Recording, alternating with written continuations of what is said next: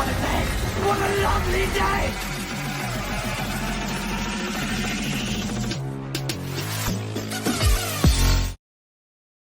Welcome to Flat Earth Debate Uncut and After Show. I'm your host, Nathan Oakley, and if you are new to this channel, or you've not done so already, then be sure to subscribe and hit the bell notification icon to keep up to date with the Flat Earth Debate.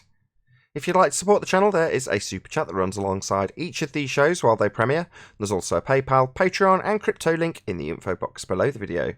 Speaking of Patreon, I'm going to do a quick shout out to all of you who do support me on Patreon. So a massive shout out of thanks and appreciation to Henrik86, Muted, Dick Earth Skeptic, theflatearthchannel.com, Chris Hillman, NA Literalist, Steve ALM, Maria Neelands, David Robinson, Unbelievable Productions, Blue Ridge Ranger, Rob H, Burn Fat Till My Stomach Is As Flat As the Earth, Nathan Thompson, The Real Gabster, Windrider, Missouri Bear, Liam Nedrick, Dank, Erwin Jennisons, Abraham Mohammed, Dave Rakia Gafford, Naibai, Adrian Quintana, Skeptic936, Life is Short, Fireball X, Felix Hung, Texas Mike, Edwin Johnson, God Rockin, Kirsten Smith, Tina Baker, Alexander Main. One more at the end. Let's have a quick look. There is David Wayne Foster. So a massive shout out of thanks and appreciation to all of you for supporting me on Patreon. We've got a few less people in the last couple of days, but nevertheless, we have got a couple of people in Discord, so I'll raise the mic on them and you can enjoy their dulcet tones while I set up for today's live show. Morning, Nathan. Hello. How's it going? I'm bringing my ML500, my 04 ML500 back to the mechanic. Got Merc, right? What's that? What are you talking about? A car? I just wasn't paying attention. I was doing other things. Sorry. Yeah, I'm bringing my car back into the shop. The money pit continues. Oh yeah, you've got like the wrong age Merc, haven't you? Yes, I got the wrong age Mercedes. You're right. Why don't you just junk it? No, not junk it, but just sell it. Get rid of it. I think you're probably right about that. I just can't afford to get something right now, so I got to take these $600 hits every time they come. Is that how it works? I can only afford to fix it. No, I get it. I mean, I need brakes. You got to get brakes. I need brakes. I heard that the other day. But then the check engine light came on, and as I was accelerating, I kind of felt it sputtering. So, got to be something else. And we'll find out. Yeah, they're nice. They're lovely. I like Mercs as much as the next man. I like Beamers. They're great. They drive really nice. Audis are sort of really great all rounder, very fast. But they fall to pieces after after the warranty expires, basically. They estimate it based on a sort of 3-year lease. So, they get past 3 years, and yeah, you can maintain them probably up to 10 years, but you'd still have to, even with the scheduled maintenance, pour a shitload of money into them. Just, I don't know. So, what's the next car that you would recommend? I mean, I know they all have to be maintained, but what do you suggest? Depends if you want a nice one or not. If you want a nice one, lease it rather than spending $600 a month on repairs. I'm in a bad area to lease because in miles I'll get killed. So I have to, is that so? I have to buy something. Well, if it's not a case that you can lease something nice, then buy something cheap and Japanese. Boring.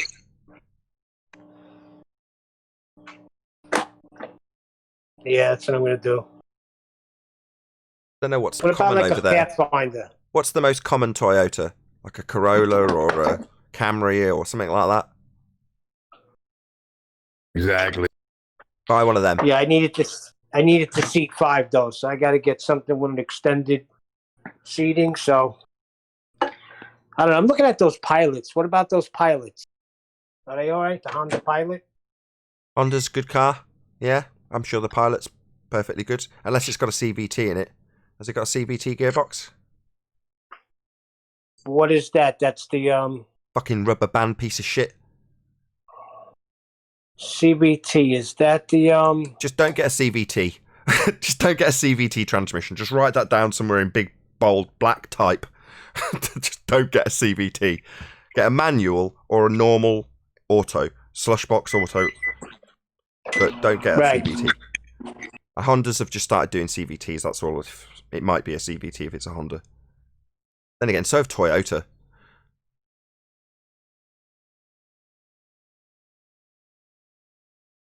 Now with those cars, I don't have to worry too much because I've seen a few of them for sale, like $4,000 or $5,000, but they got like 120,000 miles on it. I wouldn't worry, as long as you either take a mechanic with you to have a look at it. But tends to be the case with Jap cars that 100,000 miles, it doesn't matter. Again, yeah, as long as you're reasonably careful about what you pick. There are some bad apples, but on the whole, Honda, Toyota, you can't go wrong. Even if it's got 100,000 miles, while your European shitbox or your American shitbox will fall apart at 80,000, 90,000 miles and need serious work on the plastic shit that they put the engine together with, it tends not to be the case with the Japanese cars, especially if they're actually made in Japan. But that's if someone was like, I don't know anything about cars, just give me one thing that I can do. Open the door. Look on the little sticker where it says where the car's manufactured, normally on the passenger side. Maybe it's different there. And if it says made in Japan, go, yeah, that'd probably be a good car. That's the simplest piece of advice I can give you. And it's absolutely sincere. If it's actually built in Japan, you probably can't go far wrong. Yeah, there's going to be a very few exceptions to that rule. But typically, built in Japan, it'll be a good car and it won't be horrendously unreliable. Even at 100,000 miles. Good. Now I got something else. Okay.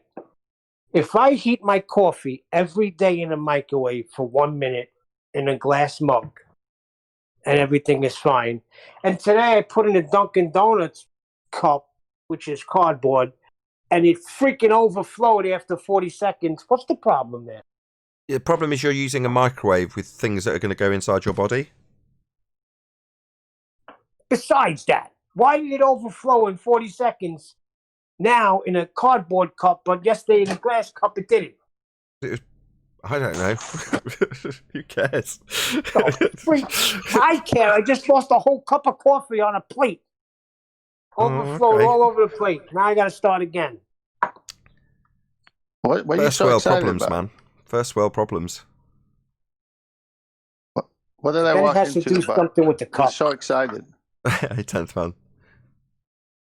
Got sidetracked. I was setting up and Neil was he's completely sidetracked me with his fascinating conversation about cars, which I love. So I've ended up waffling and not setting up the show yet. I'll carry on if you can. He doesn't care about coffee, though, because you can give a shit about my coffee. I don't. No, your microwave is the thing. I love coffee. Coffee is one of my favourite things ever. But not the microwave. How do we get from cars to microwave? Because as I was doing the coffee, talking to Nathan, my whole cup overflowed onto the freaking microwave plate in 40 seconds. When yesterday it took a minute and it didn't overflow. Well, first of all, why are you microwaving coffee? First of all, why are you microwaving coffee? If you want to, it's probably because the glass is a better conductor of heat, and therefore, as you're heating it up, it takes away more of the heat into the glass. Whereas the cardboard's a better insulator, therefore, more of the heat stays in the liquid. There you go. I knew there was something behind it. Why do I heat my coffee? So because you it don't doesn't have a come coffee out hot maker. enough. You just put water and coffee and put it in the microwave. No. I got the pod system. I got a Starbucks Turismo machine. So you put the pod in, the coffee comes out, but it's never hot enough. Because when I add the half and half, it just gets cold too fast. So I heat it up a little bit. So I gotcha. I didn't actually intend to bring up Thunderfoot today, but one of his debunking videos, and it was coincidentally about the vapid shill that is Unbox Therapy. And in that video, very good video by Thunderfoot, to give him props, he goes to the effort of demonstrating how the demonstration by Unbox Therapy was skewed, and then he does a practical demonstration of how to make iced coffee. And the product that he's pulling apart is an iced coffee maker, and he's just like, well, you just got to get the quantities right. And he shows him doing it. He's literally with a thermal camera showing heating, boiling water and showing ice. It's very simplistic, but by the same token, it's very thorough. Good by Thunderfoot. The reason I mention this is because even when he's debunking somebody making claims about how to make a cup of coffee or the perfect cup of coffee machine, he goes to the effort of using thermal cameras and actually doing a practical example. With us, we get wiki parroting and imagination. Imagine these balls are like gas. That's what we get. Told to imagine. While he's simultaneously telling us how stupid we are. Oh, the irony. Well, when you started that conversation about Thunderfoot and iced coffee, the first thing that came to my mind was entropy. That's the entropy law, right? Exactly. Oh yeah, you can describe that process with the second law of thermodynamics. Isn't that interesting? Oh, by the way, congratulations on your 1200 show today.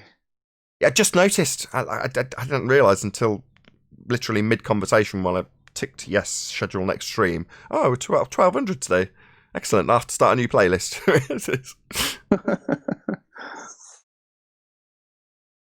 So, are you still setting up the show? I'll chit-chat with Neil. I'm good. I can just about fumble through something I've done 1200 times whilst talking. Just about. Gotcha. All right. Well, I just got through I can't even say it. I just finished listening through your independent variable one that you put out yesterday with Anthony and Rumpus. Oh, I put it out today. It's just, it was... Yeah, well, I say yesterday because I'm here in the States. So anyway, I didn't look at the time. But yeah, that was classic independent variables. Like you can have 3 of them in one test versus isolate one for each test. And then also, if mass, then mass. That was funny. That was the best bit. And the thing was, right, Rumpus has gone through that a dozen times. Why does he always just conform to the nonsense and let us laugh at him? It doesn't make any sense. I mean, it is just because it is the rhetoric. That's what it is, right? That is the nonsense of Cavendish, whether you like it or not, and he's going to parrot it as per the rhetoric. But it's laughable, and he lets us do it. Why would you let us? I think he's right, Nathan. Huh? He really thinks he's right, and we're wrong. If mass, then mass attracts mass. He thinks it's right to have the independent and dependent variable the same thing, an undefined term. He can't possibly think that. That's ludicrous. I mean, it's just so silly. but Neil does have a point here. As silly as it is, and as many shows that I've been privileged to be on where this subject comes on, where I can learn, Rumpus has come in with no different script than the one he shared yesterday. So the denial is so powerful that he has to keep saying it. As he said, it's just rhetoric, but he's not really thinking it through, because where else can he go? It's like your 5 steps all the way, from anger, depression. He's in one of those stages when it comes to this. No, it's in the perpetual bargaining stage. Yeah, that's the one. They got denial. What is it next? Denial. Anger, then bargaining, then depression, then acceptance. So, occasionally we see a side of the anger from Rumpus, but most of it's sort of mid-stage, stage 3, constant bargaining. But keeping it in the bargaining stage is kind of, I see that as his purpose. Even when you get to the conclusion stage where there may be a member of the audience that goes, oh my God, if he can talk perpetually through that moment, there's a chance that guy in the audience won't realise that there's been a conclusion made. So that to me is the purpose of the Rumpus. And I say that as an entity, not a man. The Rumpusing, the Rumpus, that process is to elude the conclusion. Is that the right word? Elude? Maybe. Keep the conclusion. That's a word I'm looking for. Elusive? Yeah, but I was glad you slowed him down, though. No, the word I'm looking for is occulted. That's the word I'm looking for. Keep the conclusion occulted. Occulted? Mm-hmm. I think that's the first time I've heard that. Okay. have to look it up. Also a term used in astronomy, by the way. So you might find some of the terminologies. It's the same use, the way it's utilized is the same. Mm-hmm. Well, you know what's interesting is when he comes on the show, like you said, it's not the first time he's ever gone through this. I mean, QE's had that thing up forever, it would seem like to us, because we see it all the time. But, you know, he frequents the show quite often, even if he just stays in chat. So he's seen it before. He's seen us walk Zanuck through it and all these other people through it. And he's seen how it's so devastating when you use the actual method and ask for what's the dependent variable. Okay, so what's your hypothesis? Okay, what's the independent variable? How are you going to manipulate it? He knows all this. And yet he falls into the same trap each time because he's on the losing side.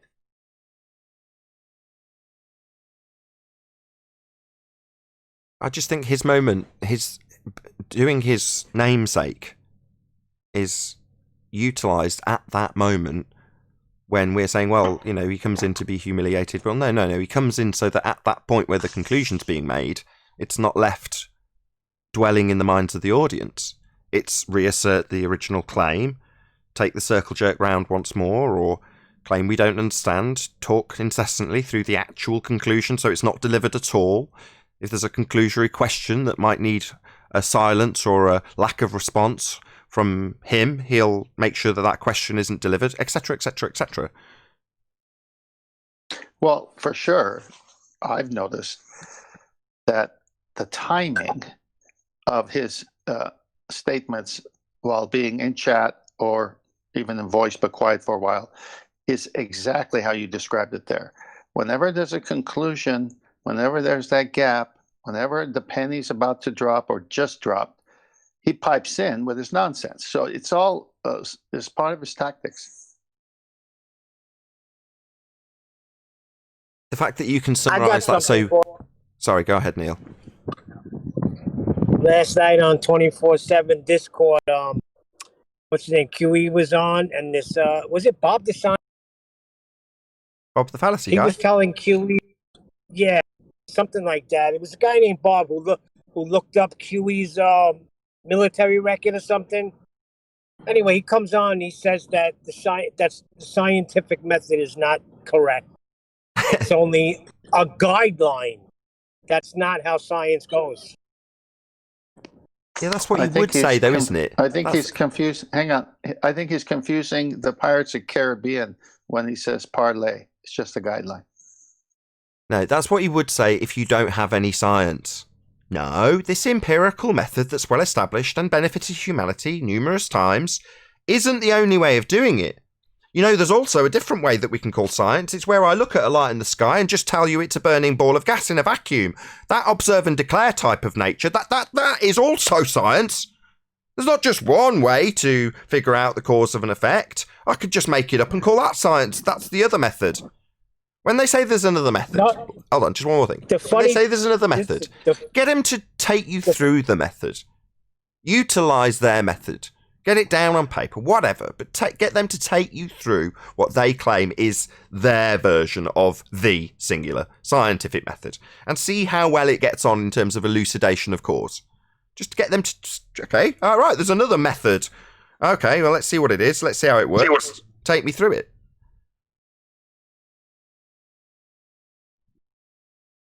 But that's not the funny thing. The funny thing is he says there's no steps and no method, and then he starts to go rattle off the scientific method and its steps. And the first step is ask a question. Ask a question? Am I going to eat chicken tonight? Is this open to scientific inquiry? Maybe. A question about... It's like just nonsense from the first thing you find if you type in what is science to Google. You get science buddies. Ask a question. Am I going to eat roast chicken? Oh, well, that's not even open to scientific inquiry. Well, why is it the first thing you need to do in science then? Shouldn't it be asking a question about something that's happening, a phenomena, so you can figure out the cause of it? Yeah, it would be, wouldn't it? So step one's actually observe natural phenomena, because if you haven't got something that you need to figure out the cause of, that would be an effect, then you haven't got anything to inquire about.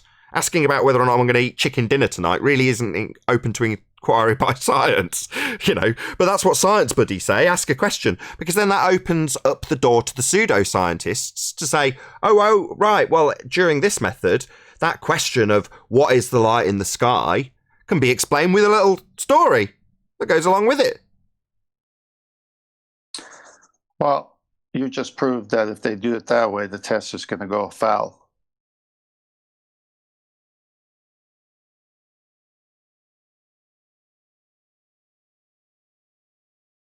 Hello, Paul. I do need a tumbleweed sound effect for when the puns don't land. Oh, foul for the Nathan's chicken. It landed for me. I'm hoping you guys get it. Took me a minute, but I got it. Foul chicken. Yeah. It's coffee. It didn't work out well today, Tommy. Hey, Paul. Obviously busy. Good morning. Hey, Paul. I stuck my phone in my pocket, so when you say good morning, I have to grab my phone out to find the mute button. So just give me a second. Be patient. I'll get there eventually. Well, we don't know we're in your pocket. Come on. I know. Well, did you see that video I posted about gravity? I was going to ask you about it. I did see that a while back ago, that this quantum physics lady. So why don't you give us a rundown? Basically, she went through, in a general sense, to sum it up, because of quantum mechanics, Einstein's theory of relativity or general relativity falls apart, and so they got to come up with a new theory. Because so, Einstein debunked Newton. Well, quantum mechanics is debunking Einstein, basically. So you're left with now what? So you can't even use the theory of bending space-time to say what the cause of something is anymore. Oh, this is music to my ears, Paul. So QE's been saying this since he's been here. And when we have to say, I can't remember who it was asked the question yesterday, but someone in the Discord panel says, why is it that we've got to explain to them that they need to parrot the correct pseudoscience of Einstein? Why is it that we have to go through that tedious process?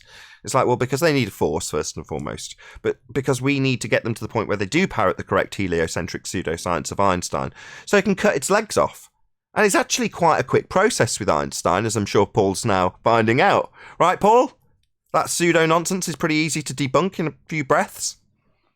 Oh yeah, and I mean, if you just watch the video, I mean, this is a person that's heliocentric. This is a person that follows the current rhetoric, and they're saying general relativity. There's problems with it. It doesn't work. So it's really good. Yeah, we had a virus set to task going and finding the answer to moon causing tides on the Earth in the heliocentric model, two masses. And it's like, well, you can't do that with Einstein's field equations. But on your pop, let's see you solve for this more than one mass problem with gravity. It's like, the whole thing's a right joke. I like pummeling Einstein though, because it's funny. It's so preposterous, and you can highlight the absurdity quickly. Whereas Cavendish, I mean, it's so steeped in doublespeak and convolution, especially as it's called a bloody experiment when it isn't. So you've got to start actually explaining what science is to debunk it. It's quite a tedious, long-winded process. Yeah, we can do that relatively quickly now we're all disciplined in it. But any Joe Normal could debunk Einstein with, like, minimal training. You know what I mean? Nathan, can you go over what because you said this before, but I'm not too clear on it, about one mass versus more than one mass on the Einstein. It can only solve one position, one mass. That's it. As soon as you add in more than one mass in the solar system to calculate for, the mathematics falls apart. It cannot perform that function. So as soon as Brian came along and said, right, use the field equations to calculate the gravity of the moon causing tides. In that one statement, it's like, you can't. He's asking that question. When he was asked, I think it was Rumpus again, and he's like, well, I'll just boil it down to Newtonian. It's like, what, because it can't do it? Yeah, basically. Well, you can't utilise something that's been superseded by Einsteinian pseudoscience to answer a question about Einsteinian pseudoscience and the maths that it utilises, which can only cope with one mass. So, yeah. Well, Well, then the quantum mechanics debunks Einstein. So where are they going to go now? Flat Earth. Exactly. It was funny. They were trying to argue time yesterday about the cause of things. It's an independent variable. And I thought, if time is involved in every single cause, which means any event that occurs, time is involved, that means there's something about time that's common through everything. So how can it truly be a cause of something? It isn't. So I think I know, but just quote, the logic of but just to answer, I know you know, but to answer the question for the audience's benefit, and it'll be just a QE quote. So from memory, I think the quote is something along the lines of, "Time is the conceptual medium in which all things take place." In other words, it's never going to be asserted as a cause, it's conceptual, but that medium, which can be described in all sorts of conceptual ways, will always be a control variable, if you want to label it as anything. Right, because time has to pass for even anything to happen. So even like the moving of a spring, Rumpus was trying to argue that force has no time in it. And I go, well, wait a minute, the spring had to move, and it's what's velocity, what's acceleration, and time is involved in that.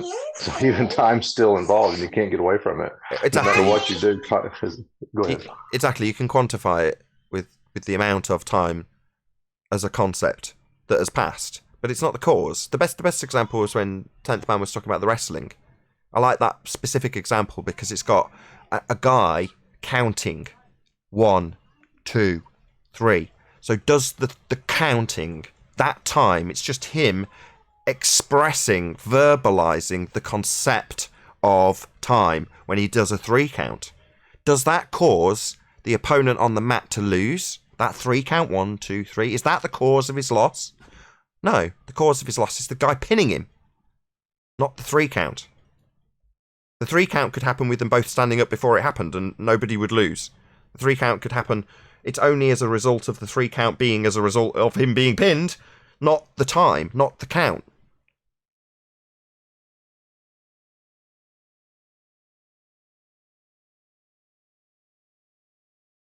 Yeah. Sorry, I'm taking time to argue with a toddler, so sorry. It's okay. You can argue when you get to that preposterous stage that time is literally the cause of all things based on that logic, and it's absurd. I'll give you another one. I remember a wrestling match. It was on a Saturday during the summer where you do extra just to be ready for the season when school season starts. So I went to one of these AAU meets, and they called us to mat 3, let's say. So I show up to mat 3. Then they call the other guy, he doesn't show up. They give him another call, he doesn't show up. They got 5 minutes to show up. But after 5 minutes time passed, he didn't show up. The ref raised my hand, and I won by default because the guy didn't show up. So that's another one. I mean, did time make me win, or did the guy not show up? Yeah, exactly.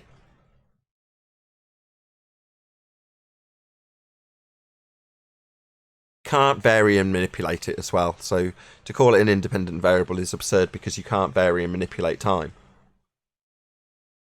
And that's what you need to do for it to be an independent variable. So, it's like, okay, show it me. Oh, well, I can't show you. I can just tell you how much time. No, show it me. Then show me you Anthony. Manipulating it. Varying like it. Anthony. Oh, like Anthony said yesterday. Sorry. You need to be able to have that flux capacitor. You're robbing my joke. I had all sorts of mimicry lined up, 10th Man. God damn you.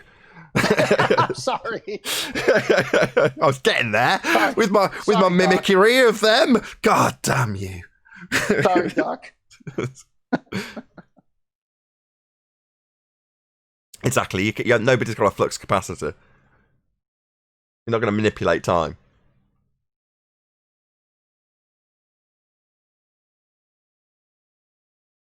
I hate to say it, but even a flux capacitor does not manipulate time. You're just moving from one point to another within so-called time. You're not manipulating anything, even with a flux capacitor. I'm sorry. You can manipulate time. You have to either speed it up, or slow it down, or stop it altogether. It's the only way to manipulate it. Hold on, you talking about a concept from a movie has piped up some interest from Discord. Go ahead, whoever that was.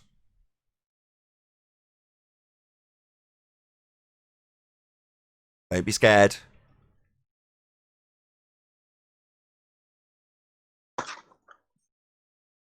Well, until he comes. Paul, you trying to ruin that movie for me? Come on. Ruin the idea that you can go back in time? I have a rewind button. You're a bit of a Huey Lewis fan. Thank you. That was good. He's in the movie. He's in the movie, you know. I'll... Huey Lewis is in that movie. He's the guy that shouts at the talent contest for the school. Marty goes up, plays the guitar, and plays Back in Time. And the guy who holds up the megaphone and says, "You're just too damn loud." That's Huey Lewis. I do remember you saying that, or someone saying that to me before. Like, it's just in my mind right now, like I've heard that before. Oh, I'll really ruin it for you, 10th man. Think about this. Oh boy. I'll really it's gonna mess with your brain. Let's see what this stirs up. The past does not exist anymore. The future doesn't even exist yet. So how can you travel things that don't exist? You can't travel a concept.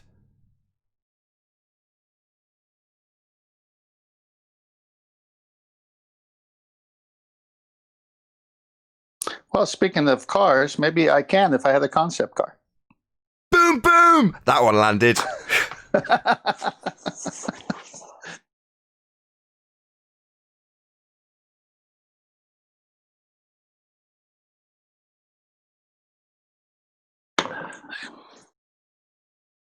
All we have is the present. That's all that exists is the present. He who controls the past controls the present. Is that how it goes in 1984? Yep, and past technically is on the only way the past exists now is in information. That's the only way it exists. Yeah. Yeah, the supernatural entity that is information. Look out, there's a target behind you. Yeah, give me the weight of that information, please.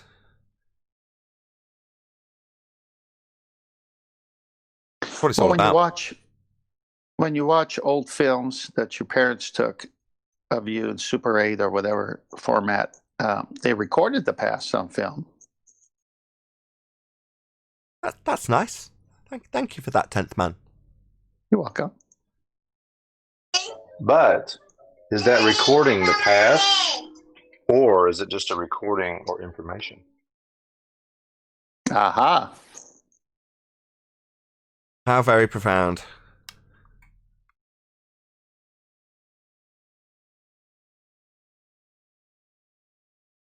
We can stick to talking about things like Back to the Future. We will hopefully encourage somebody in the audience who's, had a cursory glance at maybe a Thunderfoot video and then hears us talking about Back to the Future and goes, "Man, they're really dumb, aren't they?" So we need to keep it up in the live show, if that's all good by you. Can we keep it very light-hearted? Is that good? Everyone on board? That's good. There's room in the live stream. We'll see if we can hook a normie. Yeah, we'll see what we can do. Okay. Right, cool. Let's get this show on the road, shall we?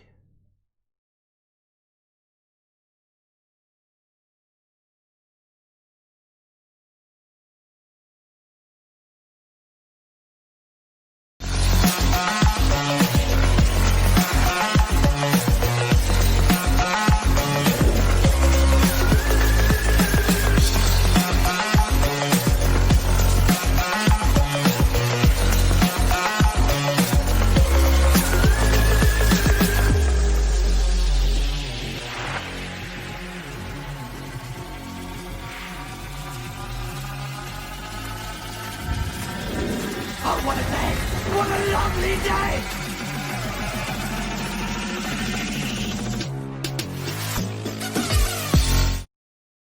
Welcome to Flat Earth Debate Live. I'm your host, Nathan Oakley, and if you are new to this channel, or you've not done so already, how dare you, then be sure to subscribe, hit the bell notification icon, and join button if you'd like to become a Nathan Oakley 1980 channel member and keep up to date with the Flat Earth Debate. If you'd like to support the channel, there is a super chat that runs alongside each of these shows while they are live. There's also a PayPal, Patreon, and crypto link in the info box below the video. Most importantly, if you'd like to join the discussion, simply mute the page you are currently watching, then click the link in the info box below this video to join the panel and express your views on the nature of Earth. If you do join, please don't swear. If you do, you'll be ejected, and if you are, please don't try to rejoin the stream using sock accounts. You'll be warmly welcome back on the next stream. Please also share the show on social media. Sharing the show obviously increases the live audience, but this in turn increases the chances of a more diverse panel, so please share the show on Facebook and Twitter. And one last time, if you're new to the channel or you've not done so already, then be sure to subscribe, hit the bell notification icon and join button to keep up to date with the Flat Earth debate. Now, we are joined by Arwin, Paul, 10th Man, and Chocolate Zane in G+, together with a whole bunch of people in Discord, so welcome one and all. Good afternoon. Hello. Hello. Good morning. Hello. Good morning, good Hello, morning. hello, hello. Hello, and very enthusiastic. Any evidence of a physical geometric sphere edge horizon, formerly known as Earth curvature? Not from Area 51. Only in the math. All You mean you tangents actually- are curved. Sorry. You mean you've actually been to Area 51? Only in the model. Because you always I was going to ask that question. talk about. Whoever that was in Discord, can you repeat your question to 10th Man? Oh, that's Paul. I was going to ask him. You've actually been to Area 51? Because I thought that was a top secret place. Because you always say that you've been to places. You say you've been to places that there's no curvature. So you've been to Area 51? Yeah, 10 years ago, because I'm 61 right now. What the hell does you being 61 have to do with validation that you've been to Area 51? That was the biggest non-sequitur ever. I had to pass through Area 51 to get to 51, not 61. age. Why am I Well, being wait a grumpy? minute. Hold on. How is an area, which is an area which is like my floor is an area, and time the same? Because at place and that time, I was at 51. Ugh. So is time an area? Is that what you're saying now? At that moment, that second, that nanosecond, yes. In the past. 1.21 Derailed. gigawatts. Well, no, wait a minute. To the rescue. Where's my wingman? Alwyn, can you sort this out? What? Just tell him off or something. Well, Right, and let's move on. Any evidence of axial rotation of the Earth-based variety? Not from Area 51. Oh, God, somebody shoot him. I'll go on mute. Axial rotation? In all seriousness, anybody at all? No evidence. Anybody want to claim Coriolis effect? No? Moving on. Any evidence of the R value, Earth radius? Black Swan. Any evidence of the distance to the sun? In the sky. That's the one. I don't know. if it's in the sky. 186 million. I think it's only in her eyes. Hold on. Go ahead despite everything. Just 1 second, Owen. 186 million kilometer. Did you just give us a number? Yeah. How did you come? Yeah, it's double. It's double of the value. You've doubled the 96 million. Any particular reason why you've doubled the No, R no. base 96 million? 93, I think. Was it 93? Horses for courses. Because if you put double, you put distance double, put every celestial objects, put double, air double, moon double, everything will, and the numbers are right. I see. So what you're saying is if you times it by 2, you result in double the value of the R-based assumption of a 93 million mile sun. And therefore, because it works out correctly if you double it, that makes it correct. Because it is correct. That is indeed double. Is that what you're saying? Yeah. Oh, I mean, that's perfect. For example, let's say how I don't know if we need an example. I don't know how if we much need one. is sun? I don't know, how guys. much This is that sounds like bigger a lot than of a double moon? speak to me. No, this is double speak, but it's very good double speak. I mean, by the baller standards, this is pretty good. Carry on despite everything. This isn't bad. That was Because our all one's attempt at a dimensions, I don't joke. know, moon, it's, I do I don't remember know, Sim. 200 times or 400, I don't know the measurements, 200 times, or sun, it's 200 times bigger. It doesn't really matter. Just make it up. Okay, it's 400 times bigger, Perfect. it's double. Yeah, everything is double, and it will work for sure. It will work. All math will work. I'm pretty on sure we double. can do the maths for that. We can double things, right? And it definitely works out to twice as much. And we can put that in the books and say this is the new, measurements because it's working. Yeah, that's right. I got a question. Go on, Chocolate. Where did we get those numbers in order to double them? Oh, I'll let you know. What they have to do is they first have to assume the Earth is a sphere. Then they have to measure a geometric horizon that cannot be seen or measured and only exists in the maths before it's been measured. Once they've acquired this R value for an Earth as a sphere with a geometric horizon that cannot be seen or measured, they then take that R value and assume, based on this assumption of an R, based on a sphere Earth that's assumed and an R value that can't be measured, that Venus has the same value of R. Then they apply But Kepler's Venus third... Oh, no, I'm not done. There's still more, believe it or not. Okay. Once you've assumed Venus is the same size as Earth, you can then apply Kepler's third law of interplanetary motion, observe the transit of Venus, and with that you can extract out everything. The distances, the sizes, it's marvellous. You just need a couple of assumptions. Venus is the same size as Earth. That little light in the sky, that's actually a rock the same size as us. Thank you very much, Christian Huygens, for that assumption. It's not been in any way validated or verified that the light in the sky is even a rock, let alone the same size as us, or that we are a rock, or that we have a radius that can't be measured. That bit's been validated and told to us at nausea. We cannot see the geometric horizon, formerly known as Earth curve, that used to block boats and buildings. So we know we can't derive an R value. We know you can't therefore assume Earth has that R value because you can't see it or measure it. But Christian Huygens used that R value that can't be seen or measured to assume Venus was the same size, so he could apply a load of mathematics and give you all the derivative values for everything in the universe. There you go. How concise was that? Can I answer that? Answer Simple. it. That's just the facts of the matter. No, the Pollack question, where I get the wrong thing was this one. They presumed wrong the Venus. Venus is double of Of the course! side, you know? I'm sorry, I forgot to add that in. Christian Huygens needs to be superseded by despite everything. Because it's not Christian Huygens' assumption. If we just slot in an extra one that it's all double, that extra layer of bullshit will probably throw a few people off, I'm sure. Nathan. And Hey, Brian. Hey, how are things? Very well. I don't know if there's any comedic conclusions by despite everything, just in case, just so you don't get rumpused. Anything you wanted to add to the end of that little comedic aside, despite everything? do you understand now that it's 186? Don't lie, people. That is 93. I don't understand. Me thick. Me thick. Okay, can I add my my thing again? No, Brian's Yeah. just asked for permission. Oh, okay. Afterwards, yeah. Go ahead, Brian. Then Arwen. Thanks, Nathan. I put a diagram into Master B last night, showing what I put two in, but the second one is better. Be the more recent one, showing what the actual radius of a globe Earth would be according to the Black Swan photograph. If you want to have a look at it, you might want to share it on screen.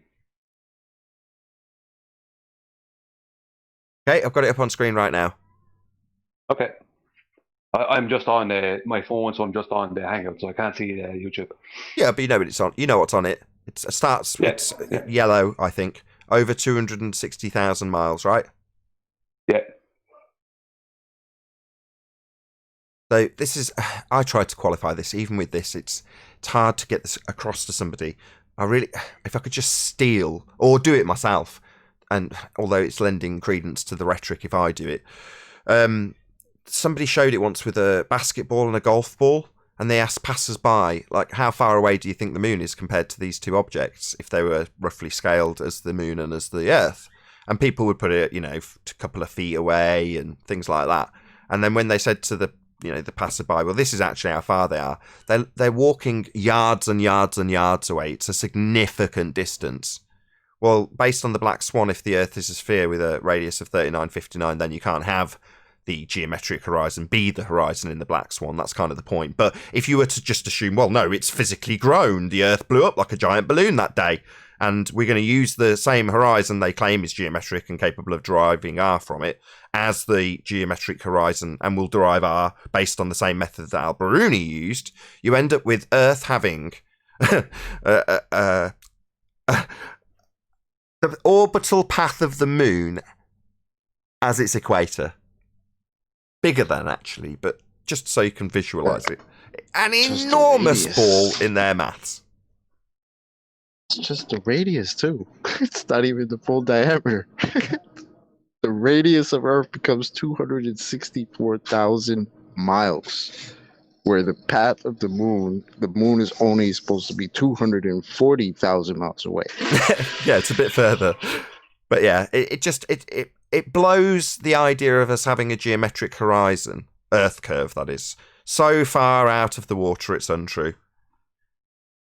Thank you, Brian. Anything else you wanted to add? Boys. Yeah, just National Geographic did a great thing on the distance between, in the heliocentric model, between the Earth and the Moon and the Sun and the other supposed planets and stuff. But you can't show that because you get striked. But they did a brilliant version of it, where they went out to the salt flats, I think, or one of the desert areas, and did it on across a flat plane. But they did it with a big beach ball at that scale, right? Or a Bazorb ball or something big, I would assume, if they're doing it on some vast area. They must have needed bigger objects. They did it at night time, and each one was a light. They had a light inside each one. So they had the moon and everything to scale, the sun to scale in the heliocentric model, and its distance and size. The Earth to scale what that would be in its distance and size from the sun. Was that done in a desert? Yes, I remember that's right, seeing yeah. something like that. Yeah. Yeah. And they had to get in a car and drive to the point where they put the outer planets. It was that far away from the sun. It was kind of ridiculous, but yeah. I mean, I'd steal it from Jaren. Jaren's done it in his computer model on several occasions, but the problem is that when he shows it, he has to scroll. It's like scroll on his little mouse wheel to get the scale out so far, and you end up with these two little dots on a picture on your TV screen that's in a computer model, and it just doesn't do it justice just how far it is. So you need somebody actually, like I say, stood with a whatever size ball, let's say a football, and a golf ball, so you've got roughly the scale that people are familiar with, and then show that person walking 25, 35, whatever paces away, so you can get an idea of how far that is, and then say, right, that's how big we've got to make this football. And you're like, whoa, that's a big old football then. You know what I mean? Yeah. Yeah. So it's how would perspective apply at that distance? Would How do we you mean? be able How to would see perspective anything apply? about it even? How do you mean? Well, presupposing that the moon is this ball of the size that they say it is, and the Earth is a ball, right? This is very presuppositional. Would you technically even be able to see the moon based on laws of perspective at that virtual distance? I don't know about the moon itself, but certainly there are anomalies that, based on what they calculate out, certain things that you can see with the naked eye, they shouldn't work. I think, God, Pete Shea's going to have a field day with this, isn't he? So Aristarchus is something that you shouldn't be able to really see based on its angular size, from what I understand. If I'm wrong on that, someone will just correct me in the maths, and I'll just take the shit and say I'm wrong. But I'm pretty sure that's the correct assertion in terms of the heliocentric rhetoric. You know, based on their sizes of stuff, we shouldn't, based on its angular size, be able to see that quote unquote crater. It's just too small, but we can see it with the naked eye. Right. That's really weird, isn't it? Yeah, You not think the moon about that. itself, though. Based on their, we should be able to see the moon in their rhetoric based on its distances. I think. Yeah, but when you zoom in on it, should you see more detail then? That's what Zoom does. What are you talking about? Yeah, you should. Right. Anyway, Because I know we can now, right? I've done it. But just trying to imagine, what would it really be like when it was actually a ball out there? Would it work the same? I don't know. if you're asking me think about it, to, right? Let's say you were to try to do something silly like zoom in on a football stadium in California from New York, right? shoot. Across that's about what 3,000 miles or something like that. A little more than that, maybe. But that can never happen, right? But we can zoom in on the moon, which is 240,000 miles away, Right. and see craters and I mean, come on, or Yeah, supposed craters, whatever those things are. Like, come on.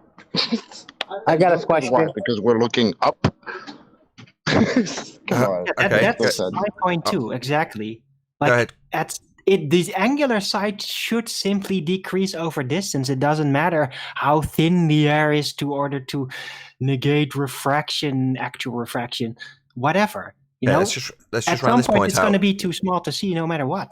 Okay, let's just round it out, right? We don't know the actual size of the moon, and while we can discuss all day the not actual size and what it might actually do, it's kind of irrelevant. We don't know its size, and this distance is based on R, which has been debunked. So as much as I'm enjoying begging the question in this idea that you've got an Earth with a sphere and a geometric horizon that would be much bigger based on the black swan, I think we've exhausted it now. I'm sure Neil wants to add one more point on exactly that, though. Go ahead, Neil. No, it's different because my son was asking me, because like I told you, he's been like sitting there listening to the shows as they're working, and he asked me a question. He's like, "Okay, but if that's the case, how come we with a strong enough telescope we can't see the sun at any time of the day?" I don't know. I don't know what the sun is. What? I don't know. It's a reasonable question, right? But it's like asking me why the sky is blue or why it turns black. Right. And their assertions within the heliocentric model absolutely have an explanation for that. But I don't know what any of those things are anymore. Now, when I said that to Vice, everyone laughed. It's like, what, me saying I don't know what the moon is? Well, I don't. Now, the fact that you think you do, because you've got an R value, and I don't need to repeat that whole spiel, that's fine, believe whatever you like, but none of it's based on empirical scientific evidence. You haven't got anything to justify this just so story. It is just that, a just so story. Me, I don't buy into these just so stories anymore, therefore I don't know what it is. Don't know how big it is. That's why I ask daily. We ask collectively daily, because we all collectively agree, at least on these panels, we don't know what it is. Right. I'm trying to that's what I figure it said to him. out. I Could I said, "You say gotta something to Neil on that, Nathan? Go ahead.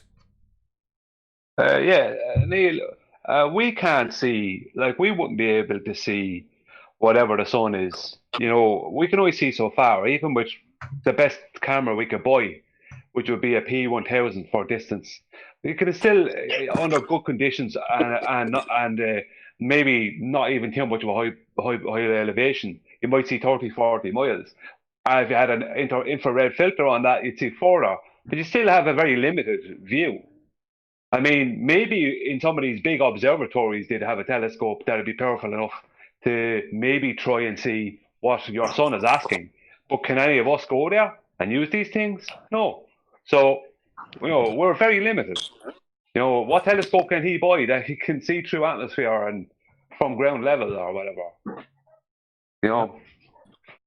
Neil? No, he was literally just asking out of curiosity because I know in his mind he's thinking the globe Earth makes more sense because it's spinning and therefore the sun, the Earth is spinning away from the sun. This portion of the Earth is turning away from the sun. Therefore, it's lit up in another area. I understand the way he's thinking, but I don't have an answer for him.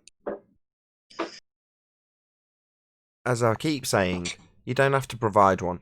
Now, obviously, he's a family member, and often we discuss on the show, or spitball, speculate, whatever you want to call it, what things might be.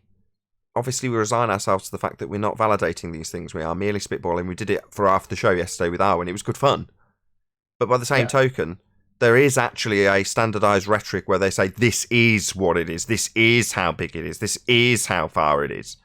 And beyond that, you don't have to make an assertion. In fact, it's one of the things I enjoy about being a flat earther. It does make the world a lot more wondrous, as Becky describes science incorrectly. Anyway, moving on from Dr. Becky. Oh, wait, before you move on, no. Go on, Owen. Go. Sorry, Go on, go. I want to round it out. I want to round out this segment of housekeeping with the beginning and saying that somebody said, "Yeah, the sun is somewhere up there in the sky," and I want to say, no, it's not. The sun is only in your eyeball. Okay. Well, thank you for that, Arwin. I'm going to shout out a few super chats. So, I've got a new channel member, Hyena, Kamikaze Gilmore. Thank you very much for joining as a channel member. Really appreciate your support. Hopefully, you enjoy the Uncut and After shows, which come out straight after the live show finishes. Sort of, because obviously we still have to record the after show, but nevertheless, as soon as it's finished, you can get access to it as a member, and sometimes I'll trim out little sections of it, but it goes out, I don't know, some days later on the second channel. So either subscribe to my second channel to keep up to date with Flat Earth Debate Uncut and After show, or become a Flat Earth Debate Nathan Oakley 1980 channel member, as Kamikaze Gilmore has done, and then you get access to it pretty much straight away. Also, shout out to Cleary, thank you very much for the super chat. Any evidence that Neil is not Joe Pesci? You talking to me? Thank you very much for the super chat, Cleary. Really appreciate the support. Shout out to FE News. I appreciate the sentiment and the super chat. It says, Arwin is ace. I absolutely agree. Arwin is ace. You're not wrong, FE News. Thank you for the super chat. And also, Emma UK. Subscribe today, Emma UK. She's got a channel. She runs a show. Very cordial that it is. Thank you for the super chat. She says, episode 1200. Yeah, I only realised that when we were setting up the pre-show. So, yeah, good days, happy days. I'll do a new playlist from 1201 onwards tomorrow. Hey, exciting times. Thank you for the super chat, Emma UK. Really appreciate your support. Let's move on with housekeeping. Episode 1200. It is. It's episode 1200. That's awesome. It is. Very cool. So, any evidence of a self-perpetuating molten iron core at the centre of a presupposed spherical Earth? Nah. Nope, none whatsoever. Only the screensaver that you got that I keep staring at every time I look at my phone. Fair enough. Any evidence that you can have gas pressure, like we're all breathing, without the necessary antecedent, clue is in the question, of a container to press upon?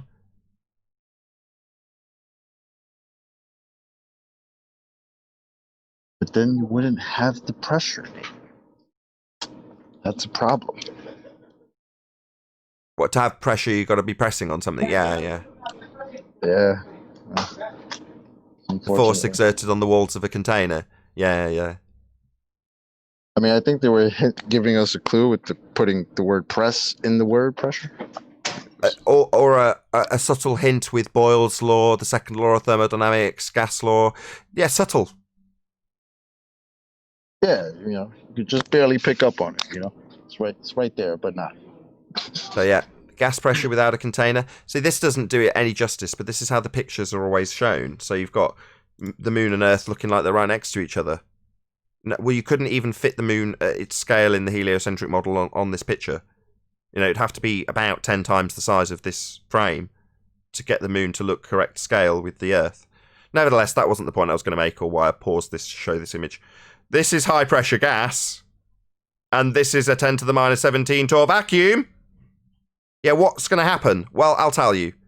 We know what's going to happen because we've got natural law that describes it, and it's occurring always without exception. That's how it gets to become a natural law. Now, if this was in any way capable of violation, it wouldn't be a law. Nevertheless, what's going to happen based on this, let's call it what it is, cartoon, is this high pressure gas that somehow is there, that's formed on the outside of a sphere in a vacuum. We'll just brush past the fact that it's formed to begin with. Don't know how. There's nothing for it to press on. It would have dispersed already. But we'll brush past that relatively slowly. The fact that it wouldn't be capable of developing the gas for me to make this example. But we'll make it because we've got a cartoon with it on it anyway. That's high pressure gas. And what's high pressure gas doing? Well, it's expanding at high speed in all directions. And the only thing that's going to stop it is it hitting the walls of a container. That's how you qualify it as having pressure. The force it exerts on the walls of its containment. And it will take the shape of that containment. Not the shape of a ball in a vacuum.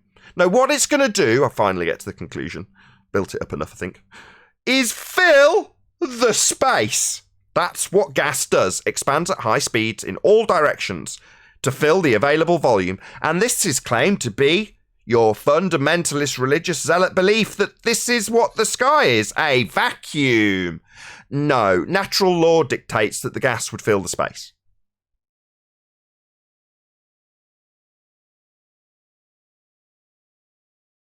The gradient. gradient. But the gradient. I Yeah, to have a wonder gas pressure I wonder gradient, when you they're need a gonna container start also. depicting the moon in Earth's atmosphere, like in pictures like this. Like, are they going to start doing that at some point? Because that's their story now, right? Oh, right. What So you're saying is the cartoon artists better make their better sharpen up their act as well, right? Exactly. Like, what's going on? Let's keep up to date with the bullshit model. Let's go. I want to see the Earth's atmosphere extending out past the moon, because it now extends about 391,000 miles. So Maybe yeah. that vacuum somehow pushing down.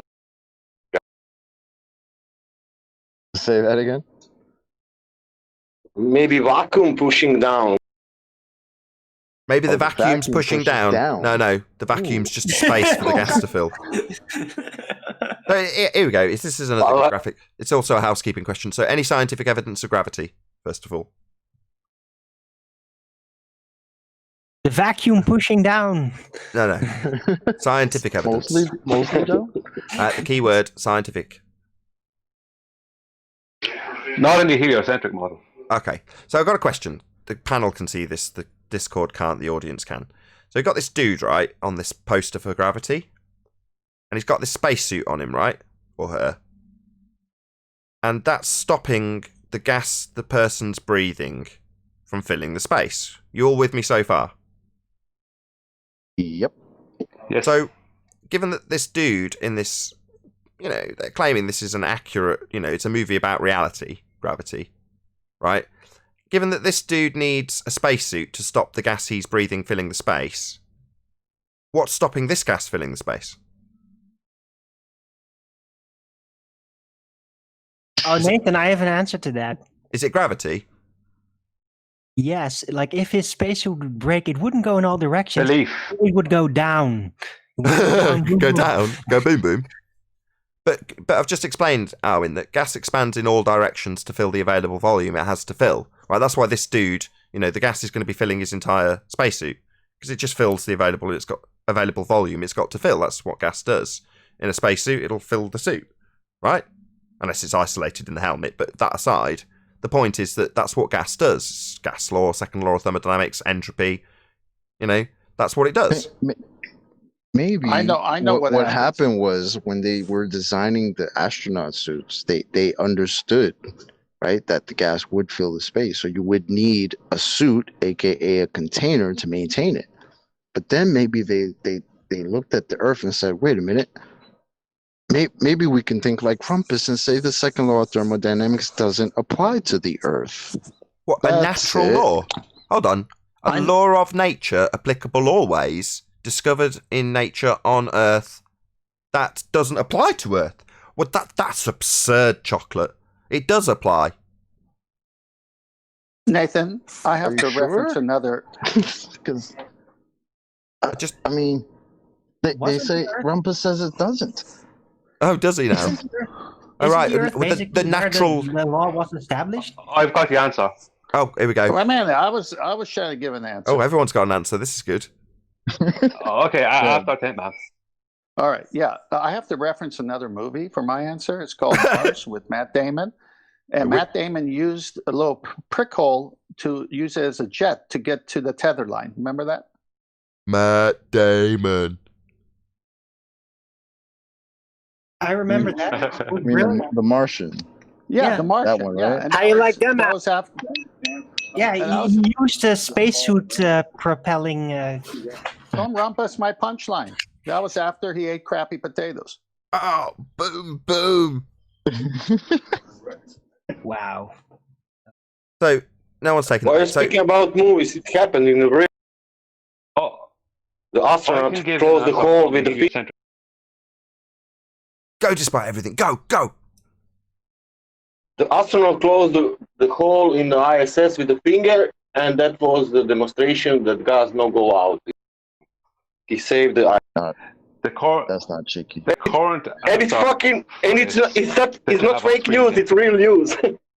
I'm trying to That's right. talk, Shaiki. I was in before you, please. 1 second. Go on, Brian. Go on. The current answer, the actual current answer, is the speed of light. The reason for that is the speed of light. Sorry. And the speed of light is based on The speed of light stops gas pressure expanding in all directions as per the second law of thermodynamics. That's nonsense. Yeah. Well, that's what the current answer is. That's the speed stops the speed gas. of light, a measurement of how fast something travels, stops gas pressure expanding in all directions in line with the second law of thermodynamics applicable always. No, Brian, no. Wait, are you saying that the gas pressure cannot expand within the vacuum of outer space faster than it could physically move as the speed of light? So there's a limiter to the expansion in all directions based on the assumption that nothing can go Stop. We're not talking about light. We're talking about gas. Yeah. Okay.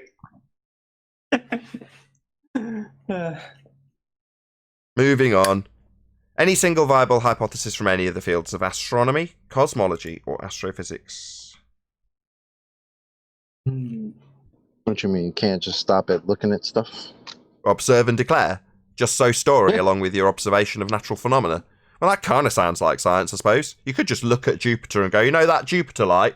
Well, that's actually a ball of gas in a vacuum in violation of natural law, you know.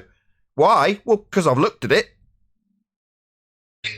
Come on, we looked at it. We did spectroscopy on it. Jupiter has the same storm like 400 years. Hold on. Go ahead. I think it was Paul that Jupiter has the same storm in the last 400 years. Storm? What, gas pressure? Storm. No, mate, that violates natural law. Moving on to Paul. What was that you said, Paul? Spectroscopy? Yeah, we looked up. We used spectroscopy and said it's made of hydrogen or helium or all this other stuff. That's what we said. I see. Oh, I got a good question. Oh, God, Darwin, hold on. So, spectroscopy, you say. It's interesting you should say that because we've got Dr. John Dee. Now, Dr. John Dee explained to us how when he did spectroscopy, he had like a chamber that isolated absolutely everything other than the thing he was trying to identify the spectra of. But he contrasted that with this open-ended thing that was looking into the sky through all the clouds and all the atmosphere and through 93 million miles of claimed space that's not been examined and we don't know the contents of. Apparently, we're off by a factor of something astronomical to what's actually out there. But in spite of all that, we can identify the spectra of this light in the sky with this sham known as stellar spectroscopy.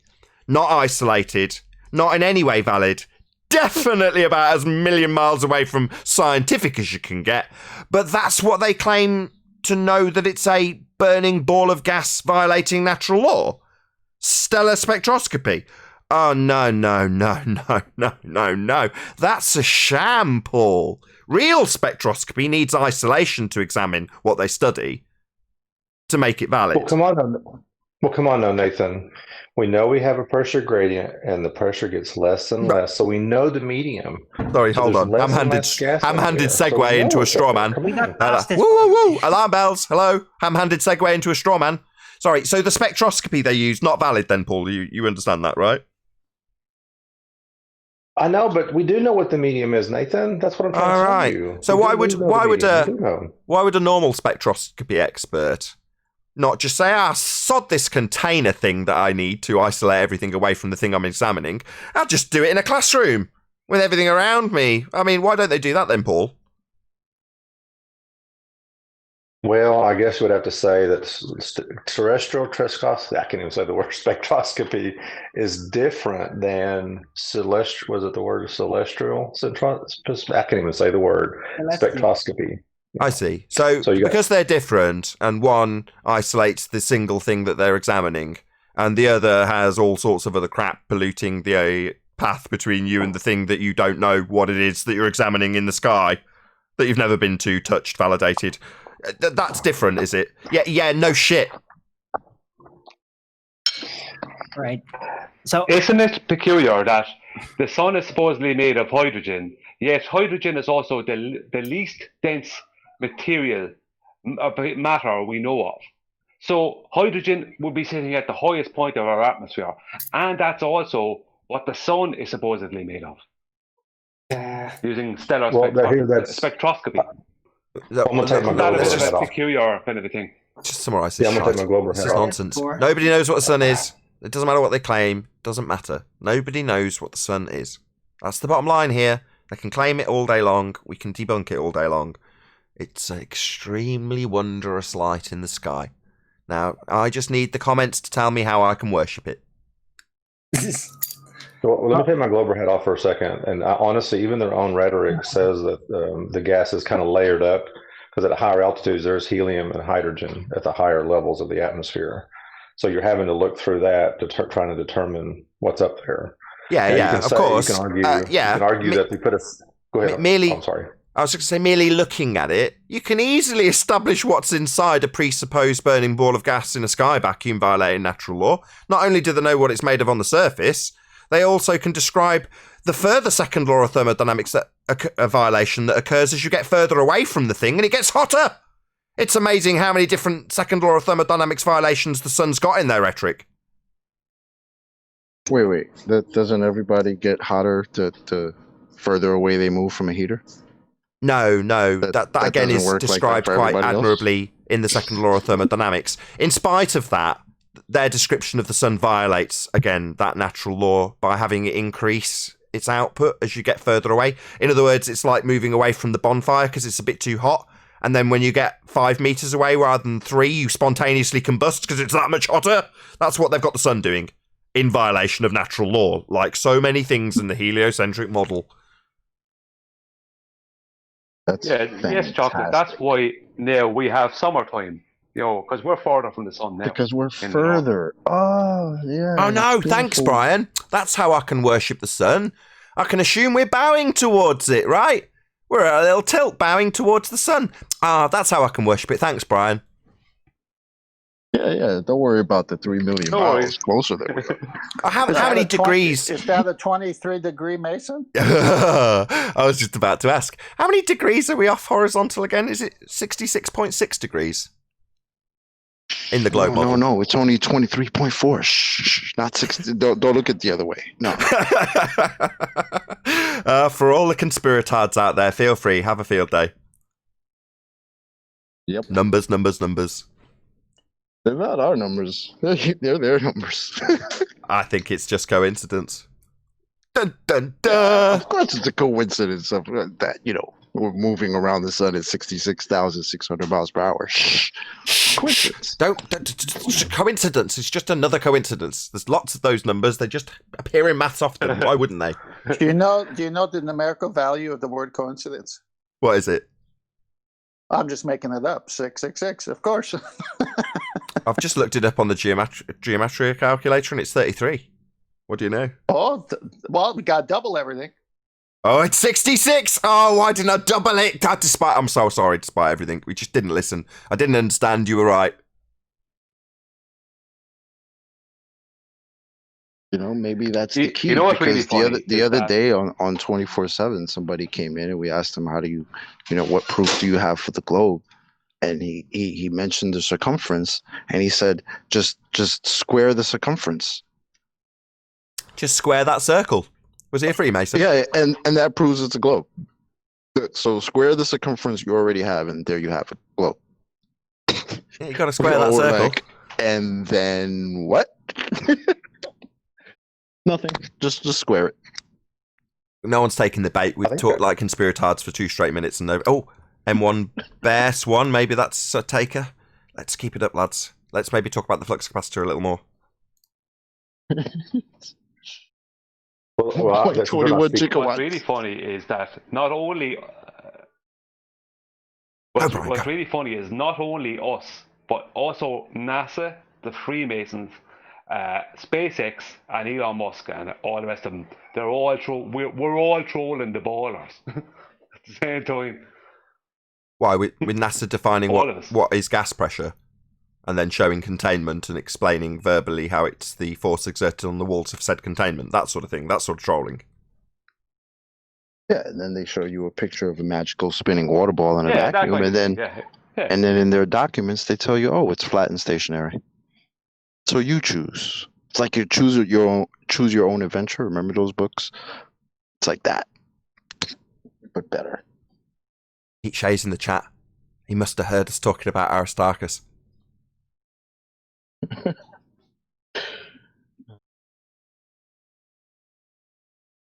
up, Pete? Been a while, man.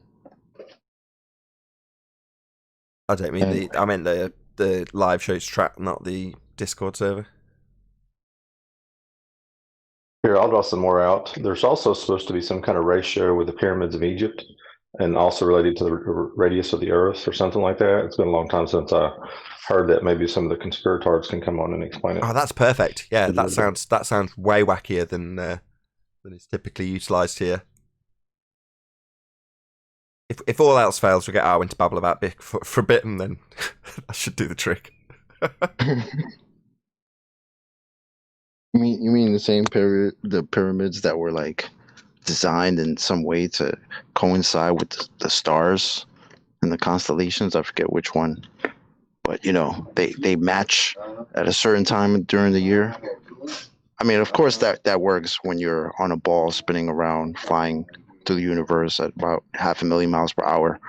Of course, they would reset and match up every year. Sure. You've raised an interesting question, though, Chocolate, because there is a certain element of deception in what we expose daily. And I'm just going to ask this as a question.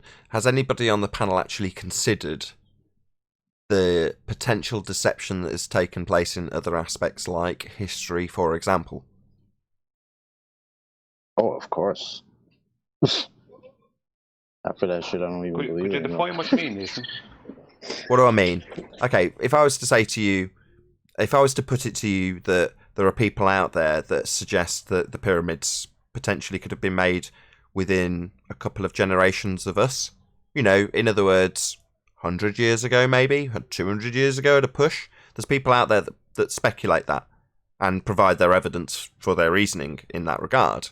So given that we're told that it's the ancient Egyptian culture and blah, blah, blah, I'm saying, has anybody on the panel considered that, oh, right, so if what we're told is this person assumed the Earth was a sphere, this person measured the geometric horizon, and it all just, basically, we're exposing what a load of old bollocks it is.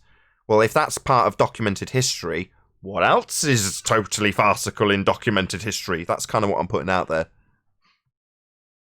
Well, CNN does fake news from day to day. Anything really, without checking it. No, even mythology has been changed. Even mythology has been changed from around the world, from what I can find out. From day to day. From day to day, the news. I just want to say, as soon as everything. Hold on, 10th man. Yeah, what's it? If you think about it, when books started becoming the mainstay, how long ago did books become the mainstay? Who was in charge of books? Do you know what I mean? And what books went to schools where? Stuff like that. It's like there's so much stuff out there that we're told is truth concerning history, and it just can't be. There's so much evidence against it. Thank you. Go on, 10th.